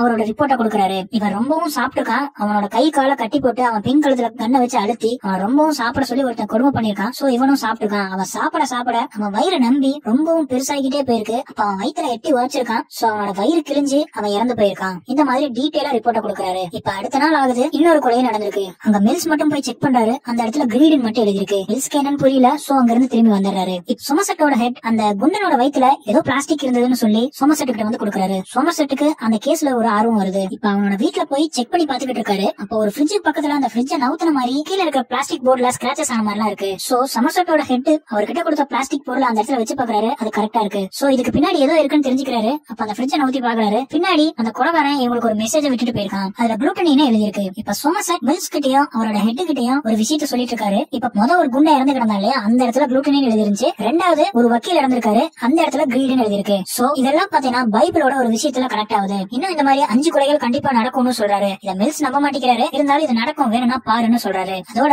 இந்த கேஸ்ல என்னால இதுக்கு மேல இருக்க முடியாதுன்னு சொல்லிட்டு அங்க இருந்து கிளம்பிடுறாரு. இப்ப அந்த கேஸுக்கு மில்ஸே ஃபுல் பொறுப்பு ஏத்துக்கிறாரு. இப்ப அவர் அந்த கேஸோட டீடைல்ஸ் எல்லாம் வச்சு பாத்துக்கிட்டே இருக்காரு. அதே நேரத்துல சோமர்செட்டாலையும் சும்மா இருக்க முடியல. இவர் ரிட்டையர்ட் ஆக போறாரு. இருந்தாலும் இந்த கேஸ்ல மில்ஸ்க்கு ஹெல்ப் பண்ணணும்னு பாத்துட்டு இருக்காரு. அவரும் நிறைய அந்த கேஸ பத்தி ரிசர்ச்சும் பண்ணிட்டு இருக்காரு. அந்த ரிசர்ச் எல்லாத்தையும் ஒரு பேப்பர்ல எழுதி மில்ஸோட டேபிள்ல வந்து வச்சுட்டு போறாரு. இப்ப மில்ஸுக்கு ஒரு கால் வருது. அதுல அவரோட வைஃப் பேசிக்கிட்டு இருக்காங்க. நான் சோமர்செட்ட பேசணும்னு சொல்றாங்க. சோ மில்ஸும் சோமர்செட் கிட்ட போன கொடுக்கறாரு. அப்ப அவரோட வைஃப் நீங்க இன்னைக்கு நைட் எங்க வீட்டுக்கு லஞ்சுக்கு வரணும்னு சொல்றாரு. சோமர்செட் அதை ஒத்துக்கிறாரு. இப்ப சோமர்செட் மில்ஸோட வீட்டுக்கு வந்திருக்காரு. அப்ப மில்ஸோட வைஃப் சோமர்செட் கிட்ட கேக்குறாங்க, மில்ஸால இதுல அதிகமா கான்சென்ட்ரேஷன் பண்ண முடியல, உனக்கு இதான் இந்த ஊர்ல ஃபர்ஸ்ட் கேஸ், சோ நீங்க அவருக்கு கொஞ்சம் ஹெல்ப் பண்ணுங்கன்னு கேக்குறாரு. சோமர்செட் இதுக்கு ஒத்துக்கிறாரு. இப்ப மில்ஸ் அப்புறம் சோமர்செட் 2 பேரும் இந்த கேஸ் பத்தின டீடைல்ஸான போட்டோஸ் எல்லாம் பாத்துக்கிட்டு இருக்காங்க. இப்ப சோமர்செட் ரெண்டாவது நடந்த கேஸ் டீடைல்ஸோட போட்டோஸ் எல்லாம் பாக்குறாரு. அதுல ஒரு லாயர் தன்னோட வயிறு அறுக்கப்பட்டு இறந்திருப்பாரு. அவரோட வயிற்றுல இருந்து 1 கிலோ சதையை மட்டும் தனியா வெட்டி போட்டிருப்பாரு. அப்ப மில்ஸ் சோமர்செட் கிட்ட ஒரு பேப்பர் கொடுக்கறாரு. 1 கிலோ சதை, நரம்பில்லை எலும்பில்லை, வெறும் சதை மட்டுமே அப்படின்னு படிக்கிறாரு. இது ஷேக்ஸ்பியரோட வசனம். இத பத்தி உனக்கு தெரியுமான்னு கேக்குறாரு. எனக்கும் தெரியும், நான் அந்த புக்ஸ் எல்லாம் படிச்சேன்னு சொல்றாரு. இப்ப சோமர்செட் அந்த போட்டோஸ் பாக்குறாரு. இப்ப மில்ஸ் கிட்ட காட்டுறாரு, இத பாரு. அப்ப மில்ஸ் கிட்ட சொல்றாரு, உனக்கு முன்னாடி ஒருத்தன் கண்ணை வச்சு உட்காந்துக்கிட்டு உன் கையில ஒரு கத்தியை கொடுத்து நீ 1 கிலோ சதைய எனக்கு வெட்டி கொடுக்கணும், அதுல நரம்பு இருக்க கூடாது, எலும்பு இருக்க கூடாதுன்னு சொல்றாரு. நீ எதை வெட்டுவ அப்படின்னு கேக்குறாரு. நான் என் வயிற்றை தான் கண்டிப்பா வெட்டுவேன்னு மில்ஸும் சொல்றாரு. அதேதான் இந்த வக்கீலும் பண்ணிருக்கான்னு சோமர்செட் சொல்றாரு. இத நல்லா பாரு, இன்னும் நமக்கு ஏதாவது க்ளூ கிடைக்குமான்னு கேக்குறாரு. அப்ப மில்ஸ் சோமர்செட் கிட்ட ஒரு போட்டோவை கொடுக்கறாரு. அது அந்த லாயரோட வைஃப் தான். அவங்களோட கண்ணுல ரத்தத்தை வச்சு ஏதோ வரைஞ்சிருக்கான். சோ இதுதான் நமக்கான க்ளூன்னு சோமர்செட் சொல்றாரு. அந்த லாயரோட வைஃப் கிட்ட இவங்க போய் ஒரு போட்டோவை கொடுத்து இதுல ஏதாவது மாறி இருக்கான்னு கேக்குறாங்க. அப்ப அவங்களும் இந்த போட்டோ இந்த மாதிரி இருக்காதே, இது தலைகீழா இருக்குன்னு சொல்றாங்க. இப்ப அந்த போட்டோவை போய் சோமர்செட்டும் மில்ஸும் பாத்துக்கிட்டு இருக்காங்க. அந்த போட்டோல எதுவும் இல்ல. உடனே சோமர்செட் அந்த போட்டோ இருந்த இடத்துல மேல ஏறி சில பிங்கர் பிரிண்ட்ஸ் எல்லாம் இருக்கிறதா பாக்குறாரு. அதை மொத்தமா செக் பண்ணி பாக்குறப்போ அதுல ஹெல்ப் மீனு போட்டிருக்கு. அதுக்கு மில்ஸ் அவன் சத்தியமா பைத்தியக்காரனா தான் இருப்பான்னு சொல்றாரு. இப்ப அந்த பிங்கர் பிரிண்ட்ஸ் எல்லாம் செக் பண்ணி பாத்துக்கிட்டு இருக்காங்க. இதை செக் பண்ணி முடிக்க 1 நாள் ஆகும்னு சொல்லிடுறாங்க. சோ அவங்க அங்கேயே தூங்கிடுறாங்க. அடுத்த நாள் விடியுது. அந்த டிடெக்டிவ் ஆபீஸோட ஹெட் வராரு. ஒருத்தர் சிக்கி இருக்கான், சீக்கிரம் எந்திரிங்கன்னு சொல்றாரு. அவங்களும் எந்திரிச்சு வராங்க. இப்ப சோமர்செட் இப்ப சிக்கினவனோட டீடைல்ஸ் எல்லாம் பாக்குறாரு. சத்தியமா இவன் பண்ணிருக்க மாட்டான்னு சொல்றாரு. ஏன்னா இவனோட பயோடேட்டால இவன் ஒரு பைத்தியக்காரன்னு சொல்லுது. இவன் அந்த அளவுக்கு பிளான் பண்றதுக்கான ஆளே கிடையாதுன்னு சொல்றாரு. இப்ப அவங்களுக்கு கிடைச்ச ஆளோட அட்ரஸ்ல போய் பாக்குறாங்க. அங்க ஒருத்தன் இறந்த நிலையில படுத்திருக்கான். போய் அவன பக்கத்துல செக் பண்ணி பாக்குறாங்க. அவன் கையோட மணிக்கட்டு இல்ல. சோ இந்த கையை வச்சுதான் அந்த இடத்துல அந்த கொலைகாரன் ஹெல்ப் மீனு எழுதியிருக்கான். அதோட அவனோட உடம்புல ரொம்ப அதிகமா காயம் இருக்கு. ரொம்ப நாள் அவன் பெட்லயே படுத்திருந்த மாதிரி இருக்கு. அவன் பெட்ல இருந்து எந்திரிக்காத மாதிரியே இருக்கான். இப்ப ஒரு ஆபீசர் அவன் பக்கத்துல போய் பாத்துக்கிட்டு இருக்காரு. டக்குன்னு அவன் முடிக்கிறான். சோ அவன் இன்னும் சாவலன்னு இங்க இருக்க எல்லாத்துக்கும் தெரியுது. அவன் படுத்திருக்க பெட்டு பக்கத்திலேயே ஸ்லாத்னு எழுதிருக்கு. சோ இவன் உயிரோட தான் இருக்கான்னு எல்லாம் தெரிஞ்சுக்கிறாங்க. உடனே ஆம்புலன்ஸ்க்கு கால் பண்றாங்க. அப்ப அந்த இடத்துல வந்து ஒரு போட்டோகிராஃபர் மில்ஸ போட்டோ எடுக்கிறாரு. மில்ஸ் டென்ஷன் ஆகி அவனை துரத்தி விட்டுறாரு. இப்ப அந்த 2 டிடெக்டிவ்ஸும் போய் டாக்டரை பாக்குறாங்க. அவனோட நிலைமை என்னன்னு கேக்குறாங்க. அதுக்கு அந்த டாக்டர், இவன் 1 வருஷமா பெட்லயே படுத்து வந்திருக்கணும். இவன் உடம்புல அவ்வளவு காயங்கள் இருக்கு. இவனோட பிளட்ல ஏதோ ஆன்டிபயோட்டிக் இருந்தனால இத்தனை நாள் உயிரோடு இருக்கான். சரி இவன் பொழைப்பானான்னு சமர்செட் டாக்டர்கிட்ட கேக்குறாரு. ஒரு டார்ச் வச்சு அவன் கண்ணில் அடிச்சா அந்த அதிர்ச்சியிலேயே அவன் செத்து போயிருவான். இந்த அளவுக்கு வழிதாங்கின ஒரு மனுஷனை நான் பார்த்ததே இல்லைன்னு அந்த டாக்டர் சொல்றாரு. சோ அவனை நிம்மதியா சாகவாது விடுங்கன்னு சொல்லிட்டு அந்த டாக்டர் அங்கிருந்து போயிடுறாரு. இப்ப மில்ஸோட வைஃப் மறுபடியும் சமர்செட் கிட்ட போன் பண்றாங்க. நான் உங்களை தனியா மீட் பண்ணணும்னு சொல்றாங்க. சமர்செட்டும் சரி நாளைக்கு மீட் பண்ணலாம்னு சொல்றாரு. இப்ப சமர்செட் மில்ஸோட வைஃப் கிட்ட பேசிக்கிட்டு இருக்காரு. அப்ப அவங்க சமர்செட் கிட்ட சொல்றாங்க, நான் பிரெக்னெண்டா இருக்கேன், எனக்கு இந்த ஊர் சுத்தமா பிடிக்கல, இந்த ஊர்ல நிறைய கிரைம் நடக்குது, என்னோட குழந்தைங்க பிறந்தா அவனும் இந்த மாதிரி ஆயிடுவானு எனக்கு பயமா இருக்குன்னு சொல்றாங்க. அதுக்கு சமர்செட் இதை நீ மில்ஸ் கிட்ட சொல்லாமே சொல்றாரு. அதுக்கு அவங்க நான் சொல்லி பாத்துட்டேன், அவர் கேட்கற மாதிரி இல்லன்னு சொல்லிடுறாங்க. அதுக்கு சமர்செட் சொல்றாரு, சரி ஓகே நீங்க இந்த குழந்தைய பெத்துக்கணும்னு விருப்பப்பட்டா கண்டிப்பா பெத்துக்கோங்க, அப்படி இல்லைன்னா இதை கலைக்கிறதா உங்களுக்கு பெஸ்ட்னு சொல்றாரு. இப்ப மில்ஸும் சமர்செட்டும் அந்த கேஸ பத்தி டிஸ்கஸ் பண்ணிட்டு இருக்காங்க. அப்ப சமர்செட் பைபிள் வர மாதிரியே இந்த கொலைகள்லாம் நடந்துகிட்டு இருக்குன்னு சொல்றாரு. அதுக்கு மில்ஸ் ஏன் வளர்றீங்க, அந்த சைக்கோ கொலைகார ஏதோ புக்க பாத்துட்டு இந்த மாதிரி பண்ணிட்டு இருக்கான்னு சொல்றாரு. சமர்செட்டுக்கு ஏதோ தோணுது. சோ மில்ஸ் கிட்ட உன்ட்ட எவ்வளவு பணம் இருக்கு, உடனே என் கூட வான்னு சொல்றாரு. இப்ப மில்ஸ் கிட்ட ஒரு $50 இருக்கு. இப்ப சமர்செட்டும் மில்ஸும் ஒரு ஆளை மீட் பண்ணிட்டு இருக்காங்க. அவர்கிட்ட மில்ஸோட $50 கொடுக்குறாங்க. அவரு இது ரொம்பவே ரிஸ்க், இருந்தாலும் உங்களுக்காக பண்றேன்னு சொல்லிட்டு போறாரு. இப்ப மில்ஸ் என்ன நடக்குதுன்னு தெரியாம குழம்பி போயிருக்காரு. சமர்செட் அவர்கிட்ட எக்ஸ்பிளைன் பண்றாரு. அவன் ஒரு FBI ஏஜென்ட். இப்ப லைப்ரரியில சில புக்கெல்லாம் ரொம்பவே ஆபத்தானது, பாம் எப்படி உருவாக்குறது, ஹிட்லரோட மெயின் காம்ப், இதெல்லாம் ரொம்பவே ஆபத்தான புக்குகள், இதெல்லாம் படிக்கிறவங்க யாருன்னு FBI தெரிஞ்சுக்க ஆசைப்படுவாங்க. அதுக்காக தான் இவெல்லாம் அங்க வேலை செய்யறான்னு சொல்றாங்க. இப்ப அந்த ஆள் வந்து சமர்செட் கிட்ட ஒரு லிஸ்ட கொடுத்துட்டு போயிடுறாரு. இப்ப அந்த லிஸ்ட மில்ஸ் சமர்செட் ரெண்டு பேரும் படிச்சுக்கிட்டு இருக்காங்க. அப்ப மில்ஸ் செயின்ட் தாமஸ் அக்வினஸ்னு ஒரு புக்க படிக்கிறாரு. அப்ப சமர்செட் இது செயின்ட் தாமஸ் அக்வினஸா, அந்த புக்ல பைபிள்ல போட்டிருக்கிற மாதிரியே 7 பாவங்களை பத்தி ரொம்ப பிரீஃபாவே எக்ஸ்பிளைன் பண்ணிருப்பான்னு சொல்றாங்க. அந்த புக்க படிச்சவன் பேரு ஜான் டோன்னு இவங்களுக்கு தெரிய வருது. அவனோட அட்ரஸே இவங்களுக்கு தெரிய வருது. சோ அவனை பார்க்க அவனோட அபார்ட்மெண்ட்டுக்கே போறாங்க. அவனை பார்க்க அவங்க வெளியே வெயிட் பண்ணிட்டு இருக்காங்க. அப்ப அவன் வீட்டுல இல்ல, அவன் வெளியே எங்கேயோ போயிட்டு வந்துகிட்டு இருக்கான். இவங்கள பாத்துறான். இவங்கள பார்த்ததையும் அவன் ஒரு கன் எடுத்து ஷூட் பண்ண ஆரம்பிச்சிடறான். அவனை துரத்திக்கிட்டே மில்ஸ் போயிட்டு இருக்காரு. ஆனா அவன் மில்ஸ ஒரு இடத்துல தலையிலேயே ரொம்ப கொடூரமா அடிக்கிறான். சோ அவரோட கையில இருக்க கன்னும் கீழே விழுந்துருது. இப்ப அவன் கிட்ட வந்து கன்னை வச்சு அவனை கொல்ற மாதிரி நின்னுகிட்டு இருக்கான் அந்த கொலைகாரன். என்ன யோசிச்சான்னு தெரியல, திடீர்னு அவரை விட்டுட்டு போயிடுறான். இப்ப சமர்செட் வந்து மில்ஸ காப்பாத்துறாரு. மில்ஸ் அந்த கதவை உடைச்சு உள்ள என்னதான் இருக்குன்னு பாக்கலாம்னு சமர்செட் கிட்ட ஆர்கியூ பண்றான். அதுக்கு சமர்செட் இது FBI-யோட சீக்ரெட் ஏஜென்ட் கொடுத்தது, இப்ப நம்ம இந்த கதவை உடைச்சிட்டா அதுக்கு நம்ம பதில் சொல்ல வேண்டியது வரும், அந்த FBI ஏஜென்ட்டும் மாட்டிக்குவான்னு சொல்றாங்க. மில்ஸ் சரி ஓகே நான் பாத்துக்கிறேன் அப்படியே நவுந்து போறாரு. டக்குனு அந்த கதவை உடைச்சு உடைக்கிறாரு. சோ இப்ப மில்ஸ் அந்த கதவை உடைச்சிட்டாரு இல்லையா, அதை சமாளிக்க அங்க இருக்கிற ஒரு ஆளுக்கு பணம் கொடுத்து நான் தான் அவங்களை இங்க வர சொன்னேன், அந்த ஆள் மேல எனக்கு சந்தேகமா இருந்தது, இந்த கொலைக்கெல்லாம் இவன் தான் காரணமா இருப்பானோ, நான் தான் அவங்களை வர சொன்னேன்னு சொல்ல வைக்கிறாரு. அவங்களும் அதே மாதிரி சொல்றாங்க. சோ இவங்களுக்கு அந்த வீட்டுல சர்ச் பண்ண சர்ச் வாரண்ட் கிடைக்குது. அவங்க உள்ள போய் பாக்குறாங்க. அந்த ரூம் ஃபுல்லா கிறிஸ்டியானிட்டி பத்தி ரொம்ப அதிகமாவே புக்ஸ், அதை பத்தின சிம்பிள்ஸ் எல்லாம் அதிகமாவே இருக்கு. இப்ப மில்ஸ் சில போட்டோஸ் எல்லாம் பாத்துக்கிட்டே போறாரு. அந்த கொலைகள் சம்பந்தப்பட்ட போட்டோஸ் தான் அதுவும். இப்ப இன்னொரு போட்டோ பாக்குறாரு, அதுல மில்ஸ் இருக்காரு. உடனே சமர்செட்டை கூப்பிட்டு அந்த போட்டோவை காட்டுறாரு. நம்ம இறந்து போன நிலைமையில ஒருத்தனை பார்த்தோம் இல்லையா, அப்ப ஒருத்தனை போட்டோ எடுத்தால அவன் தான் இவன் சொல்றாரு. கையில கிடைச்சு அவனை பிடிக்காம விட்டேன்னு சொல்றாரு. அந்த வீட்டுல திடீர்னு ஒரு இடத்துல போன் அடிக்குது. இவங்க ரெண்டு பேரும் ஓடி போய் பாக்குறாங்க. அதுல அந்த கொலைகாரன் எப்படியோ கண்டுபிடிச்சிட்டீங்களே, எப்படி உங்களால முடிஞ்சது அப்படி எல்லாம் கேக்குறான். சாரி மில்ஸ், நான் உன்னை அடிச்சிட்டேன், எனக்கு ஒரு வழி தெரியல, நான் உன்னை அடிக்கலைன்னா நீ என்னை அடிச்சு போட்டுருப்பேன்னு சொல்றான் அந்த கொலைகாரன். இப்ப மில்ஸ் அந்த இடத்துல இருந்து நிறைய போட்டோ எல்லாம் எடுத்துட்டு வந்திருப்பான். அதுல ஒரு போட்டோவை பாக்குறாங்க. இவன் யாரு நமக்கு தெரியலையே அப்படின்னு பாத்துக்கிட்டு இருக்காங்க. சோ இவன் தான் அடுத்து சாக போறவளா இருக்கலாம்னு சொல்றாங்க. அதே மாதிரி அடுத்த நாள் ஆகுது. அடுத்த நாள் அவ இறந்து போயிருக்கா. அவ ஒரு ப்ராஸ்டிடியூட். சோ அந்த மாதிரி இடத்துல தான் அவ இறந்து போயிருக்கா. அங்க ஒருத்தனை பிடிச்சு அவங்க விசாரிக்கிறாங்க. அதுக்காக யாரோ ஒரு ஆள் வந்தான், என் மேல கண்ணை வச்சான், அவளை கொலை பண்ண சொன்னான், நான் தான் அவளை கொன்னன்னு சொல்றாரு. இப்ப அந்த ஆள் அரெஸ்ட் பண்ணிடுறாங்க. சமர்செட் இவன் ஏன் இதெல்லாம் பண்றான்னு நைட்டு ஃபுல்லா யோசிச்சுக்கிட்டே இருக்காரு. அடுத்த நாள் ஆகுது. அடுத்த நாள் இன்னொரு கொலையும் நடக்குது. அந்த இறந்து போன பொண்ணு பக்கத்துல பிரைடுன்னு எழுதிருக்கு. ஒரு அழகான பொண்ணு அவளோட மூக்க வெட்டி அந்த முகம் ஃபுல்லா பேண்டேஜ் சுத்தி விட்டுருக்கான். ஒரு கையில தூக்க மாத்திர, இன்னொரு கையில போன். சமர்செட் அந்த இடத்துக்கு வராரு. அந்த கேஸ பத்தி எக்ஸ்பிளைன் பண்றாரு. இவளோட மூக்க மட்டும் விட்டுட்டு அவ விட்டுட்டு போயிட்டான். ஒரு கையில போனை கொடுத்திருக்கான், இன்னொரு கையில தூக்க மாத்திரையை கொடுத்திருக்கான். அவன் யாருக்காவது கால் பண்ணிருந்தா அவளை வந்து காப்பாத்திருப்பாங்க. ஆனா இவளோட அழகான முகம் இப்படி ஆயிருச்சேன்னு ரொம்ப ஃபீல் பண்ணிருப்பா. சோ தூக்க மாத்திரையை போட்டு அவ இறந்தும் போயிட்டா அப்படின்னு சொல்றாரு. இப்ப அந்த கேஸ பத்தி டிடெக்டிவ் ஆபீஸ்ல 2 டிடெக்டிவ்ஸும் டிஸ்கஸ் பண்ணிட்டே போயிட்டு இருக்காங்க. அப்ப திடீர்னு அங்க ஜாண்டோ வந்து தானா சரண்டர் ஆவறான். நான் என் வக்கீல்கிட்ட பேசணும்னு சொல்றான். இப்போ ஒரு ரூம்ல ஜாண்டோ வக்கீல்கிட்ட பேசிட்டு இருக்கான். அப்ப டிடெக்டிவ்ஸ் 2 பேரும் அவனோட டீடைல்ஸ் எல்லாம் கலெக்ட் பண்ணி சொல்லிட்டு இருக்காங்க. இவன் பேரு ஜாண்டோ. இவன் 5 வருஷத்துக்கு முன்னாடி தான் ஒரு பேங்க் அக்கௌண்ட் ஓபன் பண்ணிருக்கான். அதுல ஏகப்பட்ட பணம் இப்ப இருக்கு. இவன் ஏன் இந்த கொலைகள் எல்லாம் பண்ணிட்டு இருக்கான்னு தெரியல. இவனோட கை ரேகை எல்லாத்தையும் இவனே பிச்சு எடுத்திருக்கான்னு சொல்றாங்க. சோ அதனாலதான் இவனோட கை ரேகை எந்த மர்டர் நடந்த ஸ்பாட்லயும் தெரியவே இல்லைன்னு சொல்றாங்க. இவன் வந்தப்ப போட்டிருந்த ஷர்ட்ல 3 ரத்தக்கரைகள் இருந்தது. 2 ரத்தக்கரைகள் ஏற்கனவே இறந்து போயிருந்த 2 பொண்ணுங்கன்னு சொல்லி கண்டுபிடிச்சாங்க. 3வது அந்த ரத்தக்கரை யாருன்னு தெரியலன்னு சொல்லிருக்காங்க. இப்ப ஜாண்டோ அவரோட லாயர் கிட்ட பேசி முடிச்சிட்டாரு. இப்ப அந்த லாயர் வந்து நம்ம டிடெக்டிவ்ஸ் கிட்ட பேசிக்கிட்டு இருக்காரு. அவர் இன்னும் 2 கொலையை பண்ணி முடிச்சிட்டாரா. அந்த 2 பாடிகளையும் உங்களால ஜென்மத்துக்கு எடுக்கவே முடியாதான். சோ அவரே அந்த பாடியெல்லாம் உங்களுக்கு காட்டுறாராம். பட் சமர்செட்டும் மில்ஸும் மட்டும் தான் அவர் கூட வரணுமாமா. அவர் இன்னைக்கு சாயங்காலம் 6 மணிக்கு உங்களை ஒரு இடத்துக்கு கூட்டிட்டு போறாராம். நீங்க 2 பேரும் மட்டும் வந்தா மட்டும் தான் கூட்டிட்டு போவாரான்னு சொல்றாங்க. மில்ஸும் சமர்செட்டும் இதுக்கு ஒத்துக்குறாங்க. சோ அவங்களோட உடம்புல மைக்க பிக்ஸ் பண்ணிக்கிறாங்க. அப்புறம் புல்லட் ப்ரூஃப்ஸ் எல்லாம் போட்டு ஜாண்டோ கூட ஒரு கார்ல கிளம்பி போயிட்டு இருக்காங்க. இப்ப அவங்க பின்னாடி ஒரு ஹெலிகாப்டரும் அந்த கொலைகாரனுக்கு தெரியாமையே அவங்களை ஃபாலோ பண்ணிட்டு வந்துகிட்டு இருக்கு. இப்ப ஜாண்டோ சொல்ற இடத்துக்கு அவங்க போயிட்டு இருக்காங்க. போக போக மில்ஸ கடுப்பேற்ற மாதிரியே ஜாண்டோ பேசுறாரு. அவர் ஏன் அந்த கொலைகள் எல்லாம் பண்ணு விவரிச்சுக்கிட்டு வராரு. அந்த குண்டை அவன் சாப்பிட்டு பெருத்து போயிருக்கான். நீங்க சாப்பிடும் போது அவனை பாத்தீங்கன்னா உங்களுக்கு சாப்பிடவே தோணாது. அப்புறம் அந்த ப்ராஸ்டிடியூட் அவளால ரொம்பவே நோய்கள்லாம் பரவிட்டு இருக்கு. அப்புறம் அந்த அழகி உலகத்துல தான் தான் அவளுக்கு அழகுன்னு பேரு, அதனாலதான் இவங்க எல்லாத்தையும் நான் இப்படி பண்ணேன் அப்படின்னு சொல்றாரு. நீ என்ன சைக்கோவானோ மில்ஸ் அவர்கிட்ட கேக்குறாரு. இப்போ ஜாண்டோ சொன்ன அந்த இடம் வந்துருது. ஜாண்டோ கீழே இறங்குறாரு. மணி எத்தனைன்னு கேக்குறாரு. அதுக்கு சமசெட் 7ன்னு சொல்றாரு. ஓகே வர நேரம் தானு சொல்றாரு. என்ன வர நேரம் சமசெட் கேக்குறாரு. இப்போ அந்த இடத்துக்கு ஒரு கார் வருது. அந்த காரை சமசெட் மடக்கி பிடிச்சிருக்காரு. மில்ஸும் ஜாண்டோவும் இன்னொரு இடத்துல இருக்காங்க. அந்த கார்ல இருந்து ஒருத்தர் இறங்குறாரு. நான் வெறும் கொரியர் பாய் தான். ஜாண்டோ மில்ஸுங்கிறவர்கிட்ட ஒரு கொரியர் கொடுக்க சொன்னாருன்னு சொல்றாரு. இதுக்கு எனக்கு $500 கொடுத்தாருங்கிறதையும் சொல்றாரு. அந்த கொரியர் பாக்ஸ இப்ப சமசெட் பிரிச்சு பாக்குறாரு. அந்த பாக்ஸ்ல தான் ஒரு பெரிய ட்விஸ்ட் வச்சிருக்காங்க. அதை பார்த்து சமசெட் ரொம்பவே ஜர்க் ஆகுறாரு. அப்போ சமசெட் ஜாண்டோ நம்ம எல்லாத்தையும் ஏமாத்திட்டான், ஹெலிகாப்டர்ல இருக்கவங்களா திரும்பி போயிருங்கன்னு சொல்லிக்கிட்டு மில்ஸ பார்த்து ஓடி வந்துகிட்டு இருக்காரு. அப்ப ஜாண்டோ அதுல என்ன இருக்குன்னு உனக்கு தெரியுமா? நீ ஆபீஸ் கிளம்பினதுக்கு அப்புறம் நான் உங்க வீட்டுக்கு போயிருந்தேன். அப்ப அங்க உன் வைஃப் குளிச்சுக்கிட்டு இருந்தா. நான் அவகிட்ட கொஞ்ச நேரம் நான் உன்னோட ஹஸ்பண்டா இருக்கேன்னு கேட்டேன். ஆனா அவ அதுக்கு ஒத்துக்கல. சோ அவளோட தலையை வெட்டி நான் என்னோட எடுத்துட்டு வந்துட்டேன்னு சொல்றான். இத கேட்ட மில்ஸ் ரொம்பவே வருத்தப்படுறாரு. சமசெட் மில்ஸ் கிட்ட நீ கோவப்படாத, நீ கோவப்படணும் தான் அவனும் விரும்புறான், நீ கோவப்பட்டினா அவனை கொன்றுவ, சோ அவன் தான் இந்த விஷயத்துல ஜெயிச்ச மாதிரி ஆகும், உனக்கு சட்டப்படி நம்ம தண்டனை வாங்கி கொடுக்கலாம் சொல்றாரு. ஆனா மில்ஸ் அதை எதையுமே காதுல வாங்கிக்காம ஜாண்டோவை சுட்டு கொன்றாரு. இப்ப மில்ஸ அரெஸ்ட் பண்ணிட்டு போறாங்க. அப்ப சமசெட் அவன் ரொம்ப நல்லவன், அவனை நல்லா பாத்துக்கங்கன்னு அங்க இருக்கிற ஒரு போலீஸ் ஆபீசர்ட்ட சொல்றாரு. இதோட இந்த படம் முடியுது. எனக்கு தெரியும் உங்களுக்கு இந்த படம் கொஞ்சம் கன்ஃபியூஸா தான் இருக்கும், ஏன்னா இந்த படத்துல புரியாத விஷயங்கள் கொஞ்சம் இருக்கு. சோ இந்த படத்தை கொஞ்சம் டீடைல்டா இப்ப நம்ம எண்டிங் எக்ஸ்பிளனேஷன்ல பாக்கலாம். இப்போ இந்த படத்துல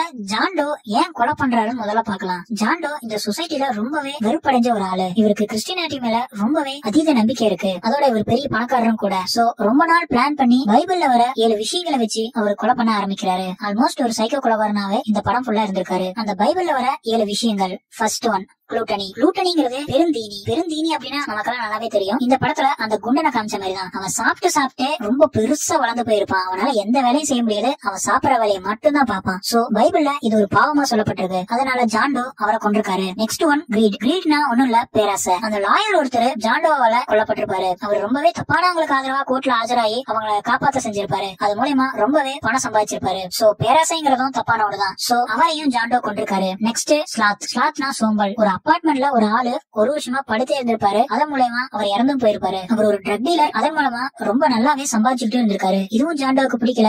சோ அவரையும் கொண்டிருக்காரு. நெக்ஸ்ட் ஒரு ப்ராஸ்டிடியூட்டா கொண்டிருப்பாரு. அந்த இடத்துல லஸ்ட் எழுதிருக்கும். லஸ்ட்னா காமம். அதுவும் ரொம்ப தப்பான ஒண்ணு. சோ அந்த பொண்ணையும் கொண்டிருக்காரு. நெக்ஸ்ட் ஒரு அழகான ஒரு பொண்ணை கொண்டிருப்பாரு. அந்த இடத்துல பிரைடுன்னு எழுதிருக்கும். பிரைடுனா பெருமை. அந்த பொண்ணுக்கு இந்த உலகத்திலேயே தான் தான் அழகுன்னு ரொம்ப கர்வமா அழிஞ்சுக்கிட்டு இருப்பா. சோ ஜாண்டோ அந்த பொண்ணையும் கொண்டிருக்காரு. நெக்ஸ்ட் ஒன் பார்த்தோம்னா என்வி. என்வினா பொறாமை. இந்த கான்செப்ட்ல மட்டும்தான் இந்த படத்துல 2 பேர் இறந்திருப்பாங்க. ஃபர்ஸ்ட் ஒன் யாருன்னா மில்ஸோட வைஃப். அவங்க இந்த 7 கான்செப்ட்குள்ளேயே அடங்க மாட்டாங்க. ஆனா ஜாண்டோ தான் சாகறதுக்காக தான் மில்ஸோட வைஃப கொண்டிருப்பாங்க. எப்படின்னு கேக்குறீங்களா? ஜாண்டோ தானாவே வந்து டிடெக்டிவ் கிட்ட சரண்டர் ஆயிருப்பாரு. அவர் ஏன் சரண்டர் ஆனார் அப்படின்னா இந்த கேம முடிக்க வந்திருக்காரு. ஜாண்டோ 6 கொலைகளை செஞ்சு முடிச்சிருப்பாரு. அந்த நிலைமையில தான் இங்க வந்து அரெஸ்ட் ஆயிருப்பாரு. 5 கொலைகள் தான் ஆனா வெளியே தெரிஞ்சிருக்கும். 6வது கொலை மில்ஸோட வைஃப் தான். அது அப்போதைக்கு அவங்களுக்கு தெரிஞ்சிருக்காது. சோ ஜாண்டோ சொன்ன இடத்துக்கு மில்ஸும் சமசெட்டும் போயிருப்பாங்க. அங்கதான் தெரிய வந்திருக்கும் ஜாண்டோ மில்ஸோட வைஃப கொண்டிருக்கான் அப்படின்னு. சோ அந்த இடத்துல 6வது கொலையா அது ஜாயிண்ட் ஆகுது. ஜாண்டோ மில்ஸோட வைஃப் மேல ஆசைப்பட்டிருப்பான். மில்ஸுக்கு மட்டும் எப்படி இப்படி ஒரு அழகான வைஃப்னு அவரு மேல அவனுக்கு பொறாம வந்திருக்கும். So envy. 6th ஒன் பொறாம. பொறாமைனால ஜாண்டோவும் இறந்திருக்காரு. 7th ஒன் ராத். ராத்னா கோபம். இந்த படத்துல கோபத்தினால யாரும் இறக்கல, ஆனா மில்ஸோட லைஃபே போயிருச்சு. மில்ஸோட வைஃப கொண்டதால கோபத்துல மில்ஸும் ஜாண்டோவை சுட்டுப்பாரு. சோ கோபம் மில்ஸோட லைஃபே அடிச்சிருச்சு. சோ இந்த படத்துல இருந்து நமக்கு என்ன சொல்ல வரான்னா ஒண்ணும் இல்ல, ஒரு சின்ன பழமொழி தான். ஒருத்தன் புள்ளி வச்சான் அதுக்கு மேல நான் கோலம் போட போறேங்கிறது தான். என்னடா எப்படி சொல்றேன்னு பாக்குறீங்களா? இந்த படத்துல புள்ளி வச்சது யாருன்னா ஜாண்டோ. ஜாண்டோ அந்த நகரத்துல நடக்கிற கொலைகள் எல்லாம் பார்த்துட்டு ரொம்பவே வெறுப்பாயிருக்காரு. சோ ஒரு சைக்கோ கொலைகாரனா தன்னைத்தானே மாத்திருக்காரு. 7 பேர்த்த கொல்லவும் செஞ்சிருக்காரு. இனிமே தப்பு செஞ்சா கொன்றுவாங்களோங்கிற பயத்திலேயே மக்கள் எல்லாம் இருப்பாங்க. அதுதான் அந்த புள்ளி. மறுபடியும் அந்த நகரத்துல தப்புகள் நடக்க ஆரம்பிச்சது அப்படின்னா அந்த புள்ளிய கோலமா மாத்துறதுக்கும் வேற யாராவது வரலாம். சோ இந்த படத்துல சொல்ல வந்திருக்க கான்செப்ட் இவ்வளவுதான். இந்த படம் உங்களுக்கு பிடிச்சிருக்கும்னு நினைக்கிறேன். இந்த படம் தமிழ் டப்பிங்லயே அவைலபிள்ல இருக்கு. பாக்குறவங்க போய் பாத்துக்கலாம். இந்த படத்துல மத்த டவுட்ஸ் ஏதாவது இருந்துச்சா கீழே கமெண்ட் பண்ணுங்க. நான் கண்டிப்பா அதுக்கு ஆன்சர் பண்ணுவேன். இந்த மாதிரி இன்ட்ரெஸ்டிங்கான மூவி எல்லாம் இந்த சேனல்ல நம்ம பாத்துக்கிட்டே தான் இருக்க போறோம். நீங்க அதுக்கு கொடுக்க வேண்டியதெல்லாம் உங்களோட சப்போர்ட் மட்டும்தான். தேங்க்யூ.